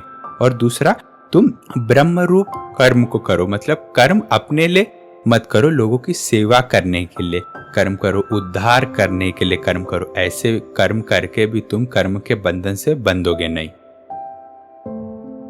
श्रीमद् भगवद गीता चैप्टर 4 श्लोक 26। श्रोत्रादीनि निन्द्रियाण्ये संयमाग्रिषु जुहति शब्दादि विषयानन्ये इंद्रियाग्रिषु जुहति। तो अभी इस श्लोक में भगवान कृष्ण वापस 2 तरह के योगी लोग के बारे में बताते हैं। पहले योगी लोग जो ब्रह्मचारी रहते हैं, जो एकांत में रह के, शांत में रह के ना पूरा ध्यान लगाकर अपने सेंसेस को, इंद्रियों को कंट्रोल करने में लगे रहते हैं। और दूसरे तरह के योगी लोग हैं जो सांसारिक दुनिया में रहकर अपने सेंसेस को कंट्रोल करते हैं। मतलब ऐसा नहीं कि वो मेडिटेशन कर रहे हैं, मतलब वो कर्म कर रहे हैं बट उस कर्म में आसक्ति नहीं कर रहे हैं। तो दोनों तरह के योगी लोग, रास्ता अलग है पर मंजिल सेम ही है। तो दोनों तरह के योगी लोग जब पूरे तरह से अपने सेंसेस को कंट्रोल कर ले, व्हाटएवर द वेज, मतलब अगर मेडिटेशन करके, ध्यान लगा के, हठ योग करके अगर वो अपने सेंसेस को कंट्रोल कर ले, ब्रह्मचारी जो योगी है, और दूसरा जो सांसारिक दुनिया में जो इंसान है, जो अपना पूरा कर्म कर रहा है, अपने वाइफ पे ध्यान दे रहा है, अपने बच्चों पे ध्यान दे रहा है, अपनी नौकरी कर रहा है, बट फिर भी वो किसी भी चीज से अटैचमेंट है नहीं, बिना मेडिटेशन किए जो कर्म कर रहा है, तो समझना चाहिए कि उनके सेंसेस पूरे तरीके से उनके कंट्रोल में आ गए हैं। तो ऐसा नहीं कि जो सांसारिक दुनिया में इंसान जी रहा है वो बोल दे कि मेरे सेंसेस तो मेरे कंट्रोल में है, बट उसके पास अगर कोई छोटी कार है, अगर वो किसी और की बड़ी कार देख ले तो उसके मन में जलन आ जाए, वो इनसिक्योर फील करे ना, तब उसके सेंसेस उसके कंट्रोल में नहीं है। तो इसके लिए भगवान ने दो तरह के योगियों के बारे में वापस से श्लोक में डिस्क्राइब किया है। श्रीमद् भगवद गीता चैप्टर 4 श्लोक 27। सर्वाणि निन्द्रिय कर्माणि प्राण कर्माणि चापरे आत्मसंयम योगाग्नो जुहति ज्ञान दीपिते। तो अभी इस श्लोक में भगवान कृष्ण ज्ञान के इम्पोर्टेंस के बारे में बताते हैं, नॉलेज के इम्पोर्टेंस के बारे में बोलते हैं। भगवान बोलते हैं कि जो अन्य योगी लोग हैं वो अपने सेंसेस के काम को और अपने सांसों को नॉलेज से, ज्ञान से कंट्रोल करते हैं। ऐसा करके वो समाधि के स्टेट में चले जाते हैं। मतलब भगवान बोलते हैं कि अगर तुम्हें मालूम है कि तुमको क्या करना है और क्या नहीं करना है, तो तुम अपने सेंसेस को सही डायरेक्शन में लेके जाओगे। ऐसा नहीं करोगे तुम कि टाइम पास का काम करो, तुम आलसपन नहीं शो करोगे। तुमको पता है कि अगर मैं दूसरा काम करूँ तो ज्यादा चीज अचीव कर पाऊंगा, अपना और उद्धार कर पाऊंगा, अपने ट्रू पोटेंशियल को रीच कर पाऊंगा, तो मैं फालतू के काम नहीं करूंगा। जैसे कोई इंसान है, अगर वो कोई रास्ते पे जाना चाहता है, तो अगर उस रास्ते पे कांटे हैं, तो अगर उसको ज्ञान हो कि अगर मैं उस कांटे वाले रास्ते पे जाऊंगा तो मेरे पाँव में कांटा चुभ जाएगा, जिससे मुझे दर्द होगा और उससे मुझे तकलीफ होगी, तो इंसान फिर उस रास्ते से नहीं जाएगा। बट अगर किसी इंसान को ज्ञान है ही नहीं कि अगर मैं कांटे वाले रास्ते जाऊंगा तो मेरे पाँव में कांटा चुभेगा, जिससे मुझे दर्द होगा, तकलीफ होगी और उससे मेरा टाइम वेस्ट होगा, क्योंकि मेरा ध्यान तो अभी मेरे अपने दर्द पे है। तो भगवान वही कह रहे कि अगर तुमको नॉलेज है, ज्ञान है, तो तुम अपने सेंसेस को अपने हिसाब से यूज कर पाओगे, अपने ट्रू पोटेंशियल को रीच करने के लिए, और अपने सांसों को भी कंट्रोल कर पाओगे। जैसे कि योग में होता है प्राणायाम, तो प्राणायाम करके इंसान अपने सांस के स्पीड को, ब्रेथ के स्पीड को कंट्रोल करता है, क्योंकि प्राणायाम में हमको सांसें बहुत टाइम तक खींचनी रहती है। एक ब्रेथ इंसान कितना टाइम तक खींच पाए, तो उससे क्या होता है, हमारे मन में स्टेबिलिटी आती है, हम कॉन्शियस स्टेट में रहते हैं, हम ऐसे पैनिक मोड में आते नहीं अगर कभी कोई डिफिकल्ट सिचुएशन आ जाए। तो वही भगवान इस श्लोक में ज्ञान के इम्पोर्टेंस के बारे में बोलते हैं, और बोलते हैं ऐसा करके इंसान उस समाधि के योग स्टेट में चले जाएगा। श्रीमद् भगवद गीता चैप्टर 4 श्लोक 28। द्रव्य यज्ञास्तपो यज्ञा योग यज्ञानस्तापरे स्वाध्याय यज्ञान यज्ञाश्च यतय संशितव्रता। तो अभी इस श्लोक में भगवान कृष्ण बताते हैं कि कैसे अलग अलग तरह के लोग अलग अलग कार्य करके, अलग अलग चीज करके उस ज्ञान को हासिल करने की कोशिश करते हैं, मुझ तक पहुंचने की कोशिश करते हैं। पहला भगवान बताते हैं कि कुछ लोग बहुत कठिन, बहुत डिफिकल्ट व्रत करते हैं, कुछ लोग अपनी संपत्ति का त्याग कर देते हैं, तो कुछ लोग तपस्या करते हैं, हवन करते हैं, यज्ञ करते हैं, कुछ लोग अष्टांग योग पद्धति का अभ्यास करते हैं, प्रैक्टिस करते हैं, तो कुछ लोग दिव्य ज्ञान में स्टडी करके, वेदों का अध्ययन करके उस ज्ञान को हासिल करने की कोशिश करते हैं, मुझ तक पहुंचने की कोशिश करते हैं। तो पहला भगवान ने श्लोक में क्या कहा कि कुछ लोग बहुत कठिन फास्टिंग करते हैं, व्रत करते हैं। जैसा कुछ लोग रहते हैं कि सोमवार को फास्टिंग करते हैं, 16 सोमवार का व्रत करते हैं, एकादशी का व्रत करते हैं। फिर ऐसे ही भगवान ने कहा कि कुछ लोग अपने संपत्ति का त्याग कर देते हैं। कुछ लोग रहते हैं ना जो डोनेशन करते रहते हैं, अनाथालय, वृद्धाश्रम, धर्मशाला में ऐसे डोनेशन करते रहते हैं। कुछ लोग गरीबों को खाना खिलाते हैं, अन्न का दान करते हैं, ऐसा करते हैं। फिर कुछ लोग कठिन तपस्या, बहुत साल मेडिटेशन करते हैं। कुछ लोग जैसे पहले के टाइम पे लोग कैसे ध्यान में लगकर भगवान को प्रसन्न करते थे। तो कुछ लोग अष्टांग योग, बहुत ही डिफिकल्ट प्राणायाम, योगा करते थे, प्रैक्टिस करते थे। उसके बाद भगवान बोलते हैं कि कुछ लोग स्टडी करते हैं वेदों का, डीप स्टडी, वो वेदों के बारे में पढ़ते हैं, भगवान को जानने की कोशिश करते हैं। कुछ लोग उस कर्म को जानने की कोशिश रहती है लोगों की। जैसा कि भगवान ने कहा था कि जो मैं इस कर्म का ज्ञान दे रहा हूँ ये ऐसा नहीं कि कोई न्यू है, ये पहले ही वेदों में बताया जा चुका है, अभी मैं उसको ही कंक्लूजन में एक सार में कह रहा हूँ। तो ऐसा भगवान ने कहा था। तो लोगों को, कुछ लोगों को चेष्टा रहती है, क्यूरियोसिटी रहती है कि चलो अगर ये एक सार है, कंक्लूजन है, तो इसको और डेप्थ में पढ़ा जाए वेदों में जाके। तो कुछ लोगों को वेदों का स्टडी करने का बहुत उत्सुकता रहता है। तो ऐसा भगवान ने बताया कि ऐसा डिफरेंट चीज करके लोग मुझ तक पहुंचने की कोशिश करते हैं, उस ज्ञान को समझने की कोशिश करते हैं। श्रीमद् भगवद गीता चैप्टर 4 श्लोक 29 and 30। अपाने जुहति प्राणा प्राणे पान तथा परे प्राणापान गतिरुद्ध्वा प्राणायाम परायणा अपरे नियताहारा प्राणां प्राणेषु जुहति सर्वे ये ते यज्ञविदो यज्ञक्षपितकल्मषा। दूसरे कितने ही प्राणायाम के परायण हुए योगी लोग अपान में प्राणों का, प्राण और अपान की गति रोककर, कुंभक करके फिर प्राणों में अपान का हवन करते हैं। और ऐसे कितने ही कम आहार करने वाले प्राणों का प्राणों में हवन किया करते हैं। ये सभी साधक यज्ञों द्वारा पापों का नाश करने वाले और यज्ञों को जानने वाले हैं। तो अभी इस श्लोक में भगवान प्राणायाम का इंपॉर्टेंस बता रहे हैं। डीप ब्रीथिंग, जो मॉडर्न टर्म्स में डीप ब्रीथिंग बोला जाता है उसको। तो भगवान बोलते हैं ऐसे कितने ही प्राणायाम करके योगी लोग प्राण और अपान की गति को रोककर, जो हम सांस लेते हैं और सांस जो छोड़ते हैं, तो वही भगवान ने यहाँ पे कहा है कि प्राण और अपान की गति को रोककर, ठीक है, मतलब प्राणायाम में क्या करते हैं हम लोग, डीप ब्रीथिंग करते हैं। एक बार हमने सांस को खींचा, उसके बाद जितना हो सके उतना देर तक रोक के रखते हैं। उसके बाद जब हमको लग रहा है कि अभी हमसे और सांस नहीं रोका जाएगा, तब हम धीरे धीरे उस सांस को छोड़ते हैं।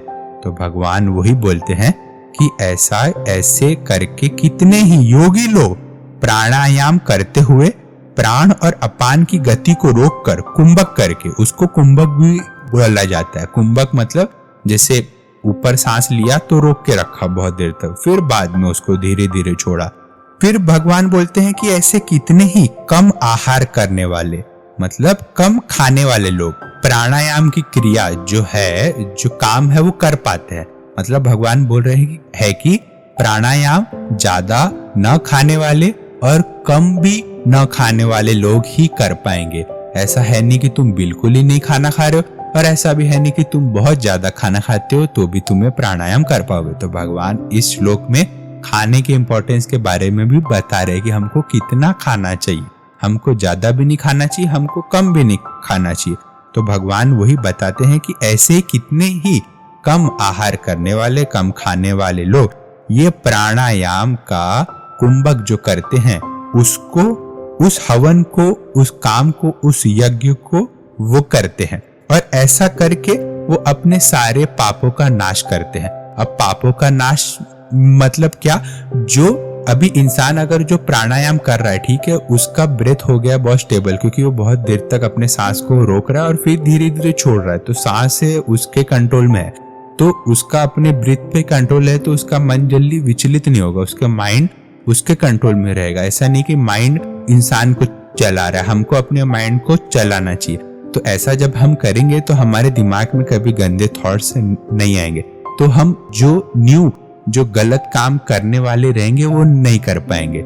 ऐसा नहीं कि जो पहले गलत काम किया वो चले जाएगा, बट हम न्यू जो गलत काम करेंगे, नए जो पाप करेंगे वो नहीं कर पाएंगे। पहले जो कर्म किया है उसका फल तो भुगतना ही है, बट नया जो बुरा जो कर्म है वो हम नहीं कर पाएंगे। तो वही भगवान बोलते हैं कि यहीं पे ऐसा करके हम अपने पापों का नाश कर लेंगे।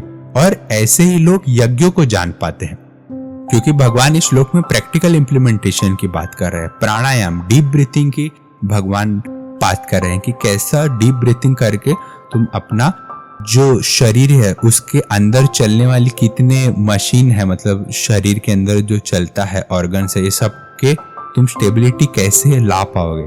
तो भगवान बता रहे यही प्राणायाम करके कितने ही योगी लोग ने सिद्धि पा ली, कितने ही योगी लोग ने कम खाना खा के, प्राणायाम करके, डीप ब्रीथिंग करके, कुंभक करके, ऐसे उन्होंने सच को जाना, यज्ञों को जाना, ऐसे ही उन्होंने सिद्धियां पाई, ऐसे ही उन्होंने अपने पाप को नष्ट किया, खत्म किया।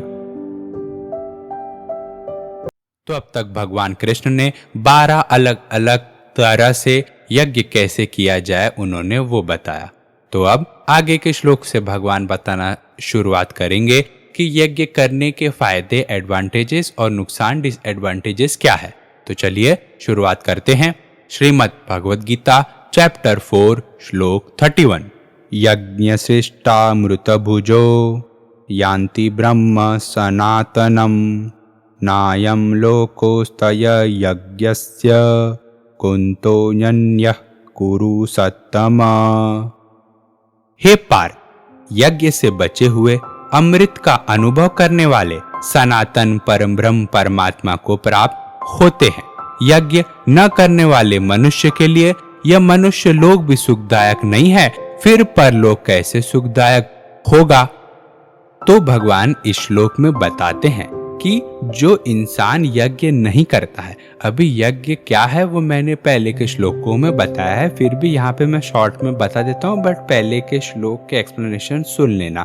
यज्ञ मतलब निष्काम भाव पूर्वक कुछ काम करना, जिसमें हम दूसरों के लिए काम कर रहे हैं, खुद का स्वार्थ रख के न काम कर रहे हैं। तो भगवान बोलते हैं, ओ पार्थ, यज्ञ से जो बचे हुए अमृत का अनुभव करने वाले सनातन परम ब्रह्म को प्राप्त होते हैं, पर जो यज्ञ नहीं करता है उस इंसान के लिए यह लोक सुखदायक है ही नहीं, तो परलोक कैसे सुखदायक बन पाएगा। मतलब अभी लोग सोचते हैं कि ये जन्म तो चढ़ो छूट गया, अभी अगले जन्म में वापस से अच्छा करूंगा, बट अगर इसी जन्म में वो कुछ कर नहीं पा रहा है तो अगले जन्म में कैसे कर पाएगा। वो तो अगले जन्म के ऊपर डिपेंडेंट है। वो अभी जो उसके पास है करंट, उसको अच्छे से नहीं जी रहा है, पर वो सोच रहा है कि मैं अगले बार नेक्स्ट टाइम अच्छे से करूंगा।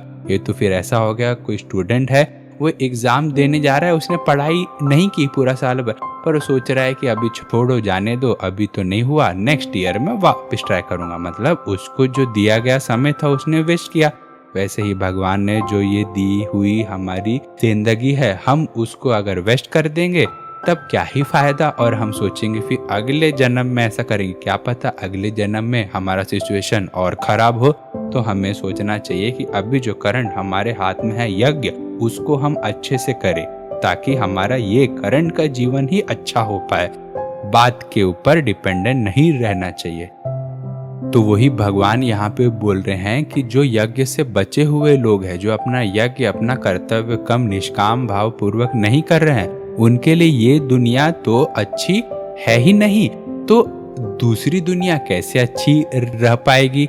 वो तो स्वर्ग के बारे में सोच रहे हैं ऐसे लोग, वो सोच रहे हैं यहाँ पे छोड़ो, जाने दो, बस कैसे भी स्वर्ग में एंट्री मिल जाए। बट वही भगवान कह रहे हैं कि व्हाट इफ अगर स्वर्ग जैसी कोई चीज है ही नहीं, ठीक है, तो हमें मेक श्योर करना चाहिए कि अभी जो हमारे पास करंट कर्म है, करंट काम है, उसको मैं अच्छे से करूँ, ना ही कि ये करने के बाद मुझे कहाँ जाने को मिलेगा, कहाँ नहीं मिलेगा, उसके बारे में सोचूं। क्योंकि ऐसा करने से मैं अपने कर्म में 100% मैं एफर्ट नहीं डाल पाऊंगा। श्रीमद् भगवद गीता चैप्टर 4 श्लोक 32। एवह बहुविधा यज्ञा वितता ब्राह्मणो मुखे कर्मजा विद्यमानानि विंता सर्वान्नेवं ज्ञात्वा विमोक्षसे। तो इस प्रकार वेदों में बहुत ही डिटेल वे में बताया गया है कि यज्ञ को और कैसे कैसे करना है। तो तू ये समझ कि यज्ञ कर्म से ही उत्पन्न हुआ है, तो फिर तू अगर यज्ञ को अच्छे तरीके से करेगा तो तू अपने कर्म बंधन से मुक्त हो जाएगा। तो बहुत बार लोग बोलते हैं कि संसार में कुछ भी किया जाए हो गया कर्म, कामना से रहित होकर कुछ भी करते जाओ तो हो गया निष्काम कर्म योग। कोई कहता है कि अधिक लाभ के लिए, ज्यादा प्रॉफिट के लिए विदेशी फॉरेन की चीजें अगर तुम बेचते हो तो हो गए सकामी। फिर कोई कहता है कि देश सेवा के लिए स्वदेशी चीजें बेच रहे हो तो हो गया निष्काम कर्म योग। कहता है कि तुम मेहनत से अपनी नौकरी कर रहे हो, हानि लाभ की चिंता से मुक्त होकर व्यापार कर रहे हो तो हो गया निष्काम कर्म योग। जय पराजय की भावना से युद्ध करो तो हो गए निष्कर्मी। पर ऐसा कुछ भी नहीं है। योगेश्वर श्री कृष्ण ने पहले ही बताया है कि तुम्हारा बताया हुआ जो कर्म है वही करो, वही सबसे अच्छा है। तो अर्जुन का पहले मन था कि अर्जुन युद्ध से भाग जाए। अर्जुन को अपना अच्छा तो चाहना था, बट उनको अपना जो कर्म था, जो उनका बताया हुआ कर्म है, जो वेदों में बताया गया है, वो उनको नहीं करना था। तो वही भगवान यहाँ पे बताए हैं कि क्या सही कर्म है, और यही सारे कर्मों का बात, यही सारे यज्ञों का बात वेदों में भी एकदम डिटेल में बताया गया है। तो वही भगवान ने पहले भी कहा था कि वेदों में ये सब बातें पहले से बताई जा चुकी है, मैं तो बस उसका सार बता रहा हूँ वापिस, क्योंकि ये बातें लुप्त हो चुकी थी, खो गई थी एक समय के बाद, तो मैं वापस उसको रिवीजन करा रहा हूँ। ऐसा भगवान अर्जुन को बोलते हैं। फिर भगवान इस श्लोक में बोलते हैं ना कि जो वेदों में जो यज्ञ बताया है, अगर तू उसको अच्छे से निष्काम भाव पूर्वक करेगा तभी तू बंधन से आजाद हो पाएगा। क्योंकि अगर कोई चीज मैं कर रहा हूँ, अगर उसके मिलने पे खुशी हो रही है, ना मिलने पे दुखी मैं हो रहा हूँ, तो फिर कुछ फायदा है नहीं। क्योंकि हमको चीज का जो रिजल्ट है वही हमको उस चीज से बांधता है। तो भगवान बोल रहे हैं कि बंधो मत अपने कर्म से। अर्जुन को भी भगवान वही बोल रहे हैं कि तू पहले तो अपना कर्म कर, युद्ध करने का निर्धारित कर्म जो तेरे लिए बताया हुआ है वो कर, उसके बाद सोचना कि क्या होगा क्या नहीं होगा। किए बिना ही पहले हम सोच रहे हैं तो ये गलत है। तो ही भगवान बोलते हैं कि ये सब वेदों में बताया हुआ है, तो वेदों में बताए हुए तुम तुम्हारे निर्धारित कर्म को करो तो मुक्ति मिल जाएगी। श्रीमद् भगवद गीता चैप्टर 4 श्लोक 33। श्रेयान् द्रव्यं मया यज्ञानज्ञक्ष परन्तप सर्वान् कर्मखिलं पार्थ ज्ञाने परिसमाप्यते। तो अभी इस श्लोक में भगवान श्री कृष्ण बोलते हैं कि द्रव्य यज्ञ से बेस्ट श्रेष्ठ ज्ञान यज्ञ है। अभी द्रव्य यज्ञ मतलब जो हम लोग इस सांसारिक दुनिया में रहकर जो यज्ञ करते हैं, हम सोचते हैं कि मैं दान कर दूं तो मुझे अच्छे फल मिल जाएंगे, मैं ये कर दूं तो मुझे वो मिल जाएगा, मैं ऐसा कर दूं तो मुझे वैसा मिल जाएगा। बट भगवान कृष्ण बोलते हैं कि इससे भी बेस्ट है ज्ञान यज्ञ। ज्ञान यज्ञ मतलब जो भगवान कृष्ण ने पहले बताया था कि यज्ञ का ज्ञान होना, मतलब जो भगवान ने कहा था ना प्राणायाम करना, कि हमको अपने सांसों को कंट्रोल करना, स्टेबिलिटी लाना, वैसा करके हमको मालूम है उस यज्ञ का ज्ञान है। तो भगवान बोल रहे हैं कि अगर ज्ञान यज्ञ करोगे तो वो ज़्यादा बेस्ट है। भगवान बोलते हैं कि द्रव्य यज्ञ का अगर कंपैरिजन किया जाए ज्ञान यज्ञ से तो द्रव्य यज्ञ बहुत छोटा है उसके सामने। तो वही भगवान बोल रहे हैं कि ये ज्ञान यज्ञ सबसे बेस्ट है। तो अभी ये क्वेश्चन आता है कि ये ज्ञान यज्ञ कहाँ से आए, मतलब हमको अगर जानना है, करना है, इम्प्लीमेंट करना है तो कहाँ से करें। तो भगवान कृष्ण ने इसका भी आंसर पहले के श्लोकों में दिया है कि तुम्हें महापुरुष के पास जाना पड़ेगा। मतलब भगवान ने बोला है ना कि अपने आप को किसी और जो तुमसे बड़ा है, बड़ा इन टर्म्स ऑफ ज्ञान, तो उसके पास जाओ, उसके पास रह के, उसकी संगति में रह के ये सब चीज़ें सीखो। तो वही भगवान यहाँ पे बताते हैं इस श्लोक में। श्रीमद् भगवद गीता चैप्टर 4 श्लोक 34। तत्त्वन्दी प्रतिपातेन परिप्रश्नेन सेवया उपदेश्यन्ति ते ज्ञान ज्ञानिनस्तत्त्वदर्शिन। तो हे अर्जुन, तुम गुरु के पास जाकर सत्य को जानने का प्रयास करो, प्रैक्टिस करो। तुम अपने अंदर जिज्ञासा की भावना लाओ और उनकी खूब सेवा करो। जो ज्ञानी व्यक्ति है वो तुम्हें ज्ञान प्रदान कर सकते हैं, क्योंकि उन्होंने सत्य को समझा है, देखा है और पहचाना है। तो अभी भगवान कृष्ण अर्जुन को ऐसा क्यों बोल रहे हैं कि जाओ तुम किसी ज्ञानी से जाके ये सब चीजें सीखो, जबकि भगवान अर्जुन के सामने हैं तो भगवान को ही डायरेक्ट ये सब बातें बोल देनी चाहिए थी। पर भगवान यहाँ पे आगे का सोच रहे हैं, क्योंकि अर्जुन के सामने तो भगवान खुद थे, पर फ्यूचर में जो लोग भगवद गीता पढ़ेंगे, जो ये सब चीजों को जानने की जिज्ञासा करेंगे, उनका क्या होगा। तो उन लोगों के लिए, मतलब हम लोगों के लिए भगवान श्री कृष्ण यहाँ पे बोलते हैं कि तुम जाके जो ज्ञानी व्यक्ति है, जिनसे शास्त्र का ज्ञान है, ठीक है, उनके पास जाकर तुम अपने मन में जिज्ञासा लाओ और उनकी खूब सेवा करो।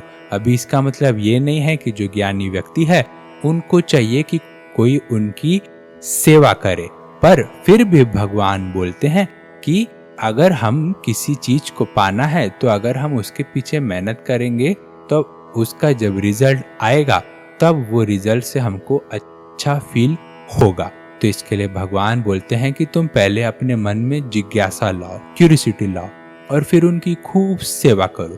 फिर जब सेवा तुम कर लोगे तब वो जब तुम्हें अपना ज्ञान बताएंगे तब तुम उस ज्ञान से खुशी हो जाओगे, क्योंकि तुमको फील होगा कि मैंने जो जो अभी तक उनकी सेवा की है इसका उन्होंने फल दिया है। जैसे हम एग्जाम के लिए मेहनत करते हैं, फिर नंबर अच्छा आया तो खुश होते हैं, सेम चीजें ऐसी ही है यहाँ पे। तो इसीलिए भगवान बोलते हैं कि तुम गुरु के पास जाकर सत्य को जानने का प्रयास करो, प्रैक्टिस करो। तुम अपने मन में जिज्ञासा की भावना लाओ और उनकी खूब सेवा करो, क्योंकि जो ज्ञानी व्यक्ति है, जिसे शास्त्र का ज्ञान है, वो तुम्हें ज्ञान प्रदान करेंगे, क्योंकि उन्होंने सत्य को जाना है, समझा है, देखा है। श्रीमद् भगवद गीता चैप्टर 4 श्लोक 35। यज्ञात्वा न पुनर्मोह मेव यास्यसि पांडव येन भूतान्यशेषेण दक्षस्यात्मन्यतो मयि। जो स्वरूप सिद्ध व्यक्ति है, मतलब जो ज्ञानी व्यक्ति है, जब तुम उससे ज्ञान प्राप्त कर लोगे तब तुम वापस इस मोह को प्राप्त नहीं होगे, क्योंकि तुम तब देख सकोगे कि सारे जीव परमात्मा में है, मतलब सारे जीव मुझ में ही है। अभी श्री भगवान कृष्ण यहाँ पे बोलते हैं कि अर्जुन, जब तुम किसी ज्ञानी व्यक्ति से जब तुम ज्ञान हासिल कर लोगे तब तुम वापस इस मोह को नहीं प्राप्त होगे। कौन सा मोह? जो अर्जुन ने चैप्टर 1 में कहा था कि मैं अपने प्रियजनों को नहीं मारूंगा, क्योंकि वैसा करने से मुझ पर एक दाग लग जाएगा कि मैंने अपने परिवार को खत्म कर दिया, और अगर सब मारे जाएंगे तो पिंड कौन करेगा। ये सब बातें सोच के अर्जुन इस मोह में फंस गए थे। तो वही भगवान कृष्ण ने पिछले श्लोक में जैसे कहा कि तुम जाओ किसी ज्ञानी इंसान के पास, जिसने सच को जाना है, देखा है, समझा है। ऐसा नहीं कि सिर्फ ज्ञान है उसको, जिसने महसूस किया है, फील किया है, जो तुम्हें भी वो प्रैक्टिकल इम्प्लीमेंटेशन उस ज्ञान का करवा पाए। और फिर भगवान श्लोक में रिपीट करते हैं, कंटिन्यू करते हैं कि जब तुम ऐसे ज्ञानी इंसान से, ऐसे स्वरूप सिद्ध इंसान से जब तुम ज्ञान हासिल जब कर लोगे तब तुम इस मोह में वापस नहीं फंसोगे, क्योंकि तब तुम देख लोगे कि ये सारे जीव, जो सारे लोग हैं, जो सारे तुम्हारे प्रियजन है, जो तुम खुद हो, वो सब परमात्मा में ही है। मतलब वो सारे लोग मेरे में ही स्थित है, वो सब मुझसे अलग है नहीं, वो मेरे में ही है। श्रीमद् भगवद गीता चैप्टर 4 श्लोक 36। अपि चेदसि पापेभ्यं सर्वेभ्यं पापकृत्तमं सर्वं ज्ञानप्लवेनेव वृजनं संतसरिष्यसि। तो यदि तुम्हें समस्त पापियों में भी सर्वाधिक पापी समझा जाए तो भी तुम दिव्य ज्ञान रूपी नाव में स्थित होकर दुख सागर को पार करने में समर्थ होगे। भगवान अभी श्लोक में बोलते हैं कि अगर तुम अपने आप को समझ रहे हो कि तुम पापी जो लोग हैं उनसे भी सबसे बड़े पापी हो, तो भी अगर तुम उस दिव्य ज्ञान को हासिल कर लोगे जो तुम अपने गुरु से सीखोगे, तब तुम उस दिव्य ज्ञान रूपी नाव में बैठकर तुम इस संसार के दुख से पार कर जाओगे। तो पाप करने वाले लोगों के 3 टाइप्स है। पहला है पापकृत, दूसरा है पापकृत्तर, तीसरा है पापकृतम। पापकृत मतलब जो पाप करता है वो, पापकृत्तर मतलब 2 पापियों लोग हैं अगर, तो उनमें से 2 में से जो एक है वो ज्यादा पाप करता है, और तीसरा जो पापकृतम जो यहाँ पे भगवान बोलते हैं, पापकृतम जो वर्ड यूज करते हैं वो पापकृतम मतलब सारे पापियों से भी बड़ा पापी। तो भगवान यहाँ पे वही बोलते हैं अर्जुन को कि अगर तू सारे पापियों में से भी अधिक पापी है तो भी तू ज्ञान रूपी नाव में बैठकर इस संसार के दुख से पार कर जाएगा। अभी ऐसी बात नहीं है कि हम पहले गलत गलत पाप कर ले उसके बाद ज्ञान रूपी नाव में बैठकर हम बच जाए। सबको मालूम है कि जो कर्म किया है उसका फल तो मिलना ही है, पर भगवान यहाँ पे कॉन्फिडेंस बिल्डिंग के लिए अर्जुन को और हमको ये सब बातें कह रहे हैं कि तुम ऐसा मत समझो कि तुमने पूरी जिंदगी भर बहुत पाप किया है तो फिर अभी तुम उस ज्ञान को हासिल करके अपना अच्छा नहीं कर पाओगे और तुम दुख हार के ऐसा ना हो कि तुम अगले जन्म का इंतजार करो, क्योंकि भगवान बोल रहे हैं अभी हाथ में क्या है उसके बारे में सोचना है। इसके लिए भगवान कॉन्फिडेंस बिल्ड करने के लिए कि इंसान जो अभी जैसे ही उसे ज्ञान हासिल हुआ उसी क्षण से ही अगर वो सोच ले कि मैं अभी भगवान में मन लगाऊंगा, कुछ भी पाप कर्म नहीं करूंगा, तो भी उसका उद्धार हो जाएगा। जैसे कोई प्लेस है, ठीक है, वहां पे 100 साल तक अंधेरा था, तो जैसे ही वहां पे दिया जलाया, ठीक है, या फिर लाइट चालू की, तो तुरंत ही ब्राइटनेस आ जाता है। ऐसा नहीं कि ब्राइटनेस आने में 100 साल लग जाता है। तो वैसा ही अगर हमने 100 साल पाप किया है तो ऐसा है नहीं कि अगर हमने अभी से ज्ञान हासिल करना चालू किया तो उसको वापस 100 साल लग जाएंगे ना। जैसे ही हमने ज्ञान हासिल करना शुरुआत किया वैसे ही उसका इफेक्ट आना चालू हो जाता है। तो वही भगवान यहाँ पे बोलते हैं, मैं वापस रिपीट करता हूँ, भगवान बोलते हैं अगर तू सब पापियों में भी अधिक पापी है तो भी तू इस ज्ञान रूपी नाव में बैठकर इस संसार के दुख सागर से पार कर जाएगा। श्रीमद् भगवद गीता चैप्टर 4 श्लोक 37। यथे धांसी समिद्धोग्नि भस्म साकुरुतेर्जुन ज्ञानाग्नि सर्वकर्माणि भस्म साकुरुते तथा। जैसे अग्नि में तुम कुछ भी डाल दो तो वो उसे पूरी तरह जला देती है, वैसे ही हे अर्जुन अगर तुम अपने कर्मों को उस ज्ञान रूपी अग्नि में डाल दोगे तो वो उसे भी भस्म कर देगी। तो अभी यहाँ पे भगवान श्री कृष्ण बोलते हैं कि जैसे अग्नि है, ठीक है, अगर हम उसमें कुछ भी डाल देते तो फिर वो उसको पूरी तरह जला देती है, ठीक है, कुछ भी उसका पार्ट बाकी नहीं रह जाता है, शेष नहीं रह जाता है। तो जैसा कि भगवान ने पिछले के श्लोक में कहा कि अगर तुम पापी से भी पापी इंसान हो तो भी यह ज्ञान जो है वो तुमको इस दुख भरे संसार से पार कर जाएगा। तो उसका ही भगवान यहाँ पे बोलते हैं कि कैसे पार करेगा, क्योंकि जो भी हमारे कर्म है अगर हम उसको ज्ञान रूपी अग्नि में डाल देंगे तो वो उस गंदे कर्म को अच्छा बनाना स्टार्ट कर देगी। तो वही भगवान यहाँ पे डिफरेंट वे से बता रहे हैं कि उस स्टेप को जो उन्होंने पिछले के श्लोक में बताया उसको कैसे अचीव किया जाएगा।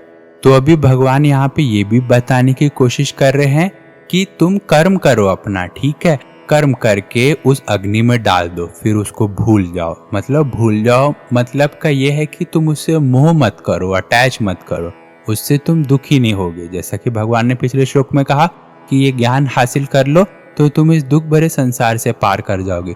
तो कैसे पार कर जाओगे? क्योंकि हमने जो भी कर्म किया वो उस अग्नि में डाल दिया। ठीक है, मैंने अच्छा कर्म किया, अभी मैं ये नहीं सोच रहा हूँ कि रिटर्न में भी मेरे साथ अच्छा ही हो, तो हमको अपना कर्म करके अग्नि में डाल देना। अग्नि में डाल देना होता है ऐसा नहीं कि आग जलाओ और उसके अंदर अपना हाथ डाल दो और अपना कर्म जो भी कर रहे हो डाल दो। ना ना, ऐसा नहीं। कर्म करो और फिर अपने उससे अटैच मत हो, उससे मोह मत करो उस कर्म से। श्रीमद् भगवद गीता चैप्टर 4 श्लोक 38। नीहि ज्ञानेन सदृशं पवित्रमिह विद्यते तस्वयं योग संसिद्धिं कालेनात्मनि विन्दति। इस मनुष्य लोक में ज्ञान के समान पवित्र करने वाला निसंदेह दूसरा कुछ भी नहीं है। जिसका योग भली भांति सिद्ध हो गया है वह कर्मयोगी इस ज्ञान को अवश्य ही अपने आप में पा लेता है। मतलब भगवान इस श्लोक में बोल रहे हैं कि अगर किसी को शुद्ध होना है, प्यूरिफिकेशन करना है अपने मन का, तो उसको ज्ञान हासिल करना चाहिए। क्योंकि ज्ञान ऐसा चीज है जो हासिल करके इंसान अपने आप का उद्धार कर पाएगा, अपने आप को और अंदर से जान पाएगा और अच्छा कर पाएगा। भले ही उसने पहले कुछ भी किया हो, पर वो अगर ज्ञान हासिल करे और जिस क्षण से, जिस समय से उसको ज्ञान हुआ, उस समय से अगर वो अच्छा करना चालू कर दे तो वो सिद्धि पा लेगा। तो भगवान वही बोल रहे हैं कि ये कर्मयोग का जो ज्ञान है, इससे बढ़कर इस मनुष्य लोक में और कोई भी चीज नहीं है। जिसने ये कर्मयोग का ज्ञान हासिल कर लिया वह अपने आप में ही शांत रहता है। वो इंसान, उसको शांति बाहर ढूंढने की जरूरत नहीं पड़ती। ऐसा नहीं है कि कोई प्लेस पे चले गया तो मुझे शांति आ जाए, सब अच्छे हो जाए आसपास के लोग तब मुझे शांति मिल जाए, ऐसा नहीं। तो भगवान बोलते हैं कि जो कर्म योग को जिसने हासिल कर लिया, इस ज्ञान को जिसने हासिल कर लिया, उसको शांति मिल जाती है। श्रीमद् भगवद गीता चैप्टर 4 श्लोक 39। श्रद्धावाल्लभते ज्ञान तत्परम संयतेन्द्रिय ज्ञान लब्धा परम शांतिम चिरेणाधिगच्छति। जो श्रद्धालु दिव्य ज्ञान में समर्पित है और जिसने इंद्रियों को वश में कर लिया है, वह इस ज्ञान को प्राप्त करने का अधिकारी है और इसे प्राप्त करते ही वह तुरंत आध्यात्मिक शांति को प्राप्त हो जाता है। मतलब भगवान बोल रहे हैं कि जो इंसान, जो श्रद्धालु, जो दिव्य ज्ञान को प्राप्त करने में एकदम लगा है, मेहनत कर रहा है, कांस्टेंट प्रैक्टिस कर रहा है, कंसिस्टेंसी है जिसमें, जो कर्म योग के राह पे है जो इंसान, तो भगवान बोल रहे हैं कि वो अधिकारी है उस ज्ञान को प्राप्त करने का। और जब वो ऐसा कर लेगा, तब जब वो ज्ञान प्राप्त कर लेगा तो उसको तुरंत ही एकदम एट अ मूवमेंट ही उसको शांति मिल जाएगी। क्योंकि जब हम अच्छा करना चालू कर देते हैं तो हमारा मन तुरंत ही साफ होना चालू हो जाता है। जब हम किसी का अच्छा कर रहे हैं जिसमें हम राग द्वेष जलन नहीं कर रहे हैं, तो हमारे मन में पॉजिटिविटी आनी स्टार्ट हो जाती है। तो वही भगवान बोल रहे हैं कि जो दिव्य ज्ञान के राह पे है, जो कर्म योगी है, वह इंसान जब उस राह पे चल जाता है तो वो अधिकारी बन जाता है और उसको शांति तुरंत ही प्राप्त हो जाती है। श्रीमद् भगवद गीता चैप्टर 4 श्लोक 40। अचक्षाचक्ष ध्यानक्ष संशयात्मा विनश्यति नायं लोकोस्ति न परो न सुखम संशयात्मनम। विवेकहीन और श्रद्धा रहित मनुष्य का पतन हो जाता है। ऐसे संशयात्मा मनुष्य के लिए न तो यह लोक हितकारक है और न परलोक ही हितकारक है और न सुख ही है। तो भगवान कृष्ण बोलते हैं कि जिस इंसान में विवेक बहुत कम है और जो श्रद्धा भी नहीं करता है, तो उस इंसान का खात्मा होना, पतन होना एकदम गारंटी है। क्योंकि ऐसा इंसान हमेशा डाउट में रहता है कि ये करूं कि वो करूं। एक तो उसका विवेक कम है, ठीक है, इंटेलेक्ट कम है, और इंटेलेक्ट जितना है उसके पास उसका भी वो इस्तेमाल नहीं करता है। मतलब अगर वो डाउट में है, किसी के पास जाता है वो आंसर के लिए, कोई उसको आंसर कर रहा है कि उसके लिए क्या अच्छा है वो बता रहा है, तो वो उसको भी समझ नहीं रहा है और वो उसको भी मान नहीं रहा है, श्रद्धा रहित है। मतलब एक तो इंटेलेक्ट कम है, ठीक है, खुद को समझने की शक्ति कम है उसमें, पर वो किसी के पास जा रहा है तो वो कोई उसको बता रहा है कुछ, तो भी वो उसमें यकीन नहीं कर रहा है, मतलब श्रद्धा रहित है वो इंसान। तो ऐसे इंसान का खात्मा होना भगवान बोल रहे हैं कि गारंटी है।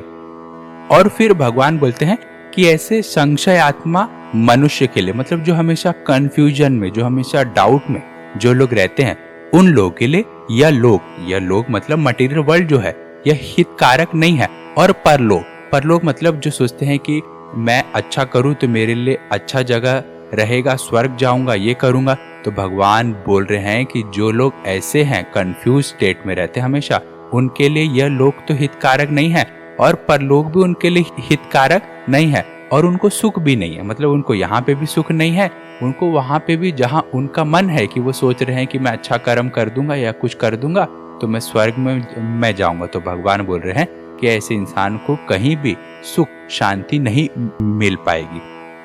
तो अगर मैं कंक्लूजन दूं तो भगवान बोलते हैं कि जो इंसान में विवेक बहुत कम है और जो श्रद्धा रहित है, ऐसे इंसान का खात्मा होना गारंटी है। और ऐसे संशय आत्मा मनुष्य के लिए, जो हमेशा कंफ्यूजन डाउट के स्टेट में रहते हैं, ऐसे लोगों के लिए यह लोक हितकारक नहीं है और परलोक भी हितकारक नहीं है और ना ऐसे लोगों के लिए सुख ही है। श्रीमद् भगवद गीता चैप्टर 4 श्लोक 41। योग संन्यस्य कर्माणं ज्ञान संचिन्तस्य संशयम् आत्मवन्तं न कर्माणि निबध्यन्यन्ति धनंजय। जो व्यक्ति अपने कर्म फलों का परित्याग करते हुए भक्ति करता है और जिसके संशय दिव्य ज्ञान द्वारा खत्म हो चुके हैं, वही वास्तव में आत्मपरायण है। हे धनंजय, वह कर्मों के बंधन से नहीं बनता। अभी भगवान कृष्ण यहाँ पे बोलते हैं, हे धनंजय, जो इंसान अपने कर्म फलों का परित्याग कर दिया है, ठीक है, कर्म तो कर रहा है बट उसके फल से अटैच है नहीं और वो भगवान की भक्ति कर रहा है, और जिसके मन में संशय है नहीं, डाउट है नहीं, कंफ्यूजन है नहीं, जैसा कि भगवान ने पिछले श्लोक में कहा, उस इंसान के बारे में कहा था कि जिसके मन में कंफ्यूजन रहता है, डाउट रहता है, उन लोगों का क्या होता है। तो भगवान बोलते हैं कि जिसके मन में संशय है नहीं और उसने वो संशय अगर था तो उसने दिव्य ज्ञान द्वारा उसको खत्म कर दिया है, वही वास्तव में आत्मपरायण है, इंडिपेंडेंट है, आजाद है वो इंसान। आजादी हमको 1947 में मिली बट फिर भी लोग माइंड से आज भी आजाद वो है नहीं। उनका माइंड जो बोलता है वही वो करते हैं, उनका माइंड उनके कंट्रोल में है नहीं। कभी दुख हुआ तो उसका माइंड उनको सिग्नल दे देता है चलो अभी रो, तो वो रोना चालू कर देते, फिर दुख में और दुख और सुख में और सुखी। तो भगवान बोलते हैं कि जिसने अपना कर्म फलों का परित्याग कर दिया है, कर्म तो कर रहा है बट फल की चिंता नहीं कर रहा है, और जिसने अपने सारे संशय, सारे डाउट, सारे कंफ्यूजन को दिव्य ज्ञान से खत्म कर दिया है, वही वास्तव में आत्मपरायण है। हे धनंजय, वो इंसान कर्मों के बंधन से कभी बंधता नहीं है। श्रीमद् भगवद गीता चैप्टर 4 श्लोक 42। तस्माद् ज्ञान संभूत इदरस्त्यं ज्ञानसीनात्मनं चित्वेनं संशय योगम इष्टोतिष्ठस्य भारत। तो हे भारत, तुम्हारे हृदय में अज्ञान के वजह से जो संशय उठ रहे हैं, उन्हें तुम ज्ञान रूपी शास्त्र से काट डालो। हे भरतवंशी पुत्र अर्जुन, तुम योग से समन्वित होकर खड़े हो और युद्ध करो। तो अभी श्लोक में भगवान अपना कंक्लूजन देते हैं। उन्होंने अब तक जो भी कहा, पिछले के श्लोकों में भगवान ने बताया था कि जो कंफ्यूज स्टेट वाला इंसान रहता है उसका डेस्टिनी क्या होता है, वो किस पथ पर जाता है, क्या हाल उसका होता है। तो भगवान वही अर्जुन को बोलते हैं कि ये संशय रूपी जो शत्रु तुम्हारे मन में आया है, जो डाउट आया, जो कंफ्यूजन आया, जो अर्जुन पहले के श्लोक में बोलते हैं कि मुझे युद्ध नहीं करना है, युद्ध करने से मुझे पाप चढ़ेगा। फिर चैप्टर 3 में वो बोलते हैं कि मैं कंफ्यूज हूँ कि ज्ञान कर्म करूँ कि मैं योग कर्म करूँ। तो भगवान यही सब यहाँ पे बोलते हैं कि ये जो संशय रूपी शत्रु तुम्हारे मन में आए हैं उससे तुम काट डालो और युद्ध करने के लिए खड़े हो। तो भगवान ने अब तक जो भी कहा उसका भगवान यहाँ पे कंक्लूजन दे रहे हैं। ये एक गौर करने की बात है कि भगवान ने श्लोक में भी कहा कि तुम युद्ध के लिए खड़े हो, आज्ञा दी अर्जुन को, ऑर्डर दिया कि करो, बट अर्जुन फिर भी युद्ध करने के लिए खड़े नहीं होते हैं। अभी हम चैप्टर 4 पे ही है, मतलब चैप्टर 4 खत्म, ये आखिरी है श्लोक, बट अर्जुन युद्ध करना चालू करते हैं चैप्टर 18 खत्म होने के बाद। तो मतलब भगवान को अर्जुन को समझाने में इतना टाइम लग गया। अर्जुन जिस स्टेट में थे, जिस कंफ्यूज के स्टेट में थे, वो कंफ्यूजन के, उन्होंने बचपन से विद्या हासिल की थी, ज्ञान हासिल कर दिया था, बट फिर भी जब जरूरत पड़ी तो वो इतने कंफ्यूज हो गए, क्या सही है क्या गलत है वो समझ नहीं पाए। तो भगवान यही सब यहाँ पे बताते हैं कि जब तुम कंफ्यूज के स्टेट में आओ तो तुम किसी ज्ञानी के पास जाओ, उससे पूछो कि क्या सही है क्या गलत है। बट फिर भी अगर तुम खुद का एक तो दिमाग यूज नहीं कर पा रहे हो अगर वो जो भी बोल रहा है अगर तुम उसको भी अप्लाई नहीं कर रहे हो, मान नहीं रहे हो, तो तुम्हारा पतन होना निश्चित है। तो भगवान बोल रहे हैं कि तुम ये संशय रूपी जो शत्रु तुम्हारे मन में आया उसे काट डालो और हे अर्जुन तुम युद्ध करने के लिए खड़े हो जाओ।